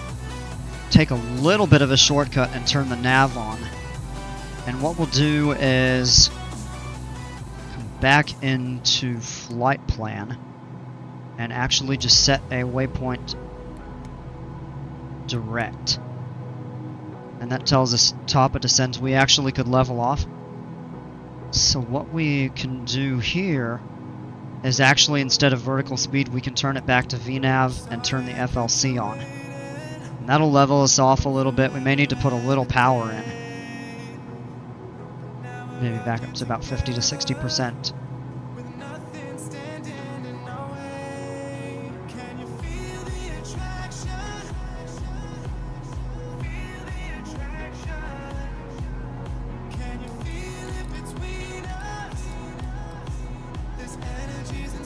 Set that at 11,000. It should take us right back down to pick that path up.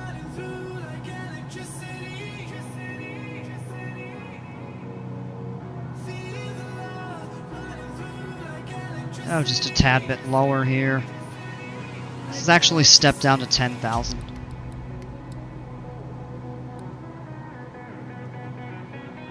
And we're starting to get a little light turbulence through here. Hey, Jimpers, what's going on, man? Just wanted to pop in and say hello. I appreciate that. How are you?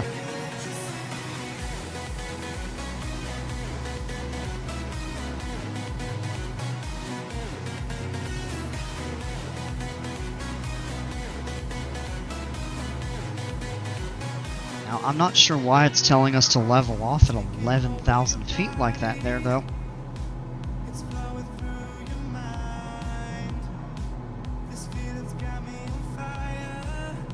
Doing alright, good to hear.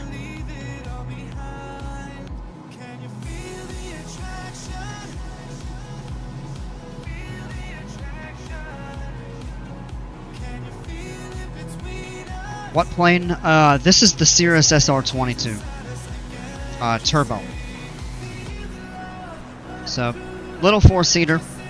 This is the same plane I was flying down in Florida with the orchids on it and stuff like that. I know it's not really well suited for this area, but pretty view of the mountains out that way. Some auto-gen scenery, so it does look a little patchy, but not terrible overall.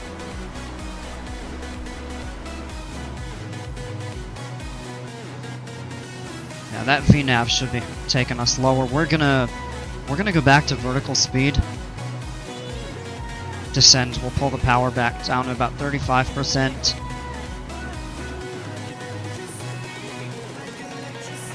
We may need to reduce it even more to avoid picking up too much airspeed. We'll pull it down to about 30. We're right about there.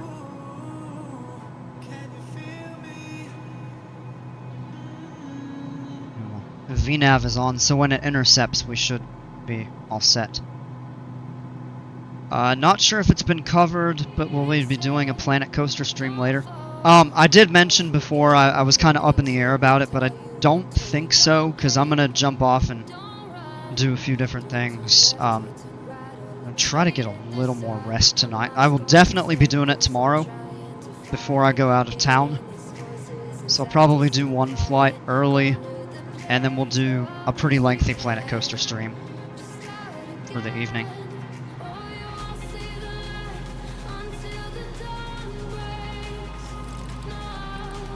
Bring that back down to 4,000.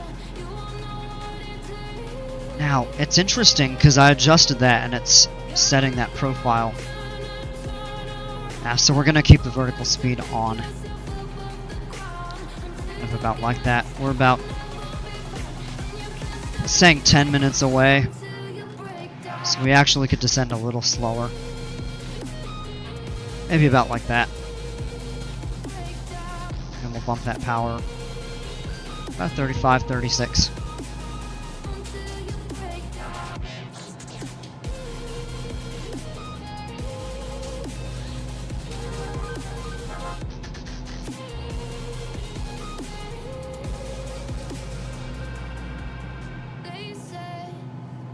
Not sure if this is a weird question or not, but what car are you driving in real life?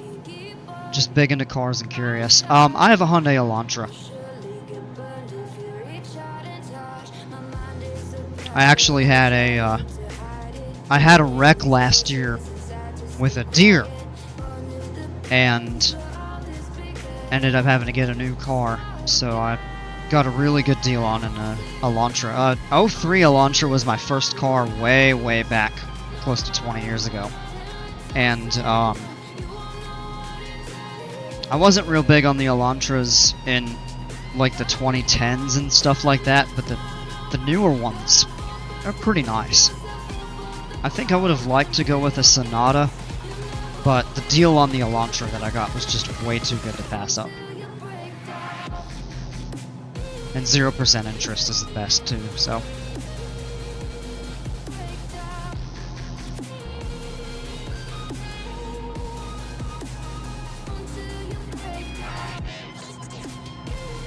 New ones are just fine. Yeah. The ones like 5 to 15 years ago, not great. I test drove an Elantra back in 2016 or 17 and I wasn't impressed with it. Is it reliable at all? Yeah, it's been pretty good to me so far.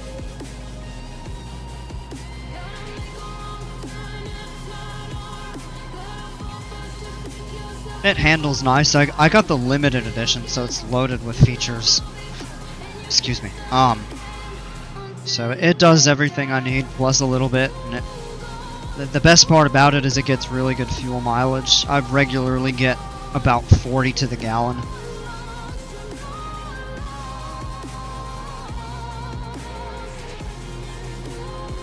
So can't complain about that at all.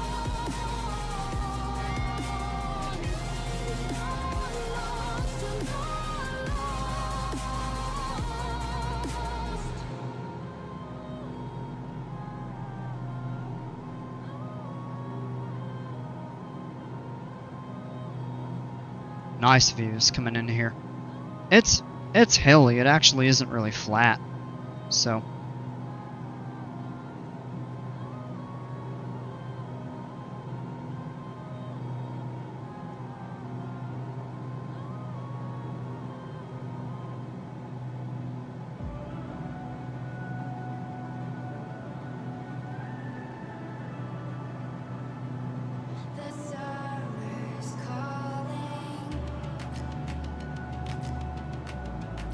So we want to be at 3530 right there.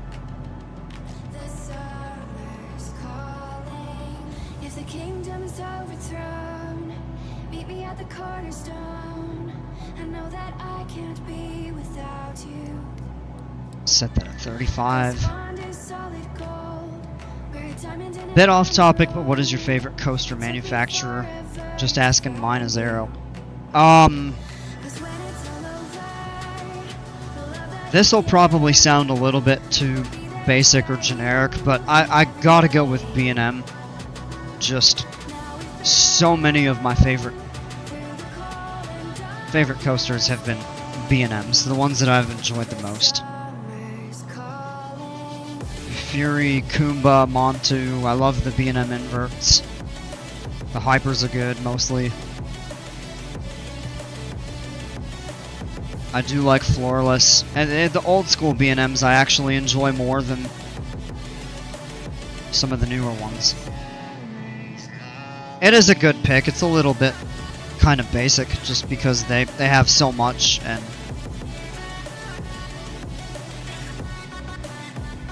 I mean not so much, but it's a safe pick. It's not revolutionary by any means.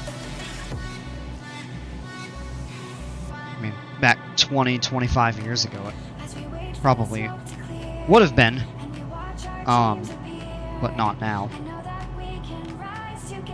I haven't been on many mock rides, but those are also really fun. The ones that I've been on I really like.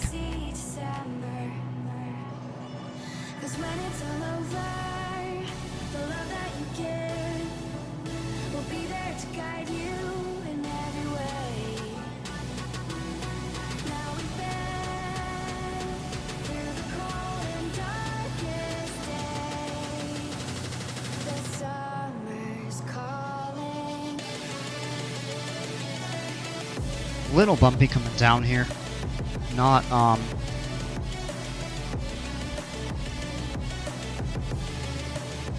yeah, that is pretty out that way. Over there, too. Yeah, definitely a pretty wide valley over here. A lot of thick forests. So we can actually see the airport, those two flashing lights over there, indicating the beginning of the runway. And of course, the lake. And I think the town sits back over here, but I could be wrong. This is a new airport for me, so...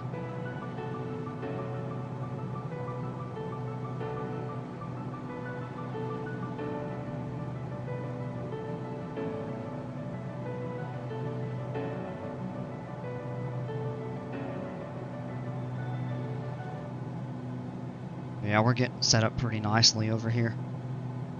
We level off at 3,500. We'll pick up on this this track right here and just start our descent down into the airport. We'll be on the ground shortly.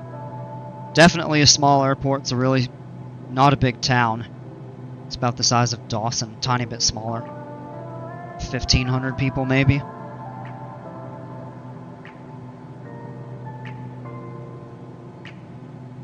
That is the final approach fix. So actually what we're going to go ahead and do, set the vector to final.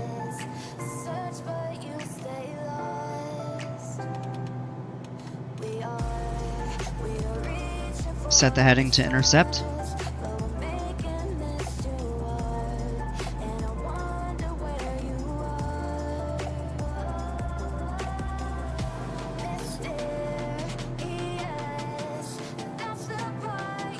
And we're turning to intercept. We can take that page off and zoom in. Oh, not on the FMS. There we go. And we're more than 1,000 feet above the ground, so we've got plenty of room.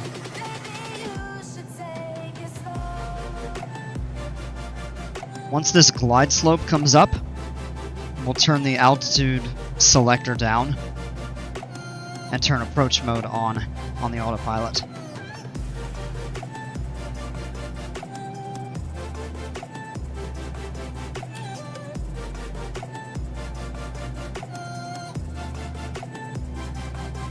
We've got enough power coming in. Alright, final checklist, landing lights. We'll give mixture full rich. Turn this boost pump on.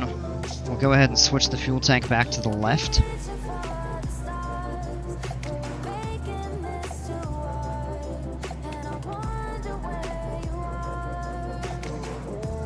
And we're below 150, so we can go flaps half at any time, but I'll wait until we're all lined up a little bit more.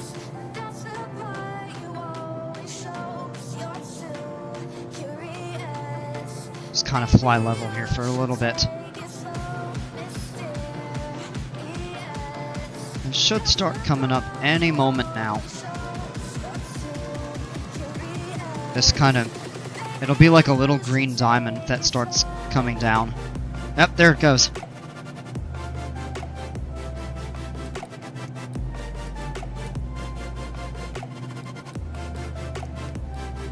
Set that to 2,500.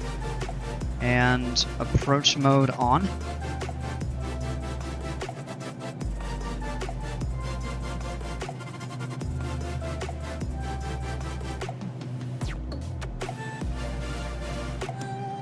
And that should start us downward any moment now. No? Okay. We're flying it by hand. Alright, let's go flaps half. Kind of trim down a little bit. Come on. Yeah, we're going through it. Let's take the power out. Let's get down below 110. So idle power just for a moment here. And we'll level off to bleed a little airspeed. Alright, we're below 110. Flaps full. Let's get the sucker trimmed a little bit here.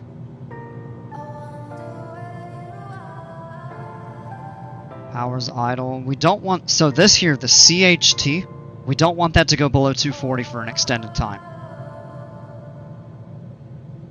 So if that happens, we'll just add a little power to try to keep it at 240 and take it right back out. Alright, I think we need to trim up a little bit here. Come on.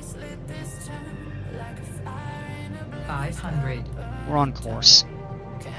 Add some power back in. About 30% there. We don't really want to go any slower than we are right now. Actually, maybe even add a little in. We're low, but not too bad. So those lights there, the 2 white, 2 red, tells us we're pretty well on course. We had a 3 red, which meant we were a little bit lower than we'd like to be, but that's not terrible. Now we're a little high on the diamond, the green diamond. So let's fly in nice and easy.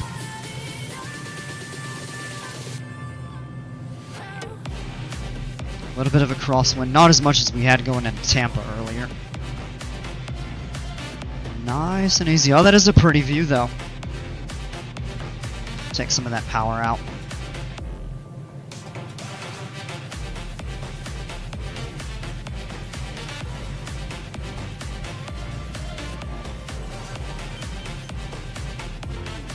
Alright, let's take all the power out. We're getting slowed down nicely. Now, easy. Easy. Not great, not terrible. We're on the ground, so let's go ahead and bring the flaps up. We'll hit the brakes and turn over here.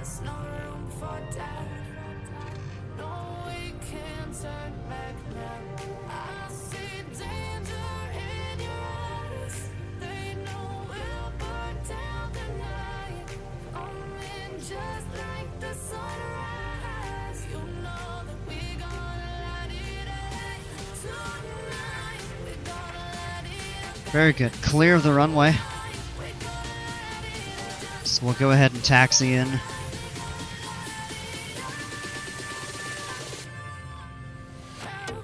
We can park right over by those vehicles and up by the hangar. There's actually a little more parking for small planes just beyond there.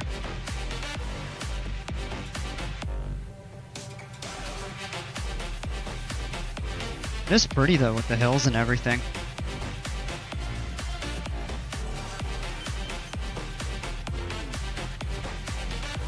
Not the most scenic airport I've flown into, but it is pretty. Yeah, tell you what, we're good to go right. Oh, bump a little bit of power up. We're good to park right in front of the hangar, I think. There's the fuel stand right there too.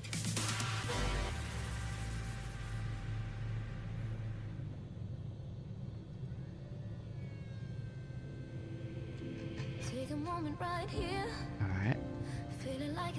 Very nice gentle turn.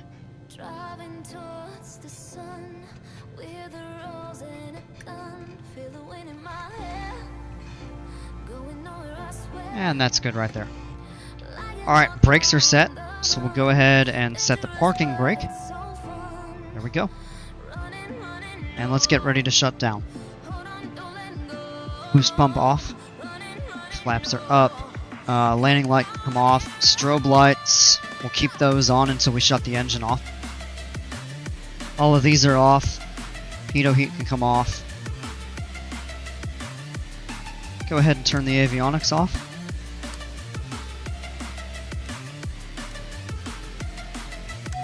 Alternators, now we're getting the battery drain. We'll go ahead and pull the mixture to idle. 58 minutes, so it was actually a tiny bit faster than we'd expected. Alright, engine is stopped. All those are cleared. Now we're going to turn these lights off. Cut that battery switch. Last minute check of everything. Turn the magnetos off. And final switch.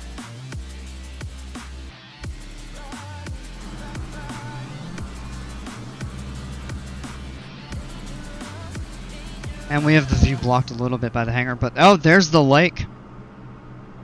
Would you look at that? That is super pretty. And I love the view of the hills right up over this way. It is a nice, kind of scenic little area. You don't see a lot of big lakes with the airports sitting on them like this. It's more kind of rivers and stuff. So this is a nice little change of pace for the area. But yeah. So welcome to Watson Lake in the Yukon, folks. Hope you enjoyed the flight. Hope you enjoyed the one down in Florida earlier. I'm going to go ahead and end the stream here. I think we're just going to stick with these 2 flights today. I've been going for 2.5 hours. So, and like I said, I've got some stuff that I want to try to do. So we'll pick back up tomorrow early with a flight. Or I say early, more like normal time probably. And then we'll definitely be doing a fair bit of Planet Coaster after the flight. So hope to catch you all there. Thanks so much for hanging out. Appreciate you all. And until next time, take care. Stay safe. We'll see ya.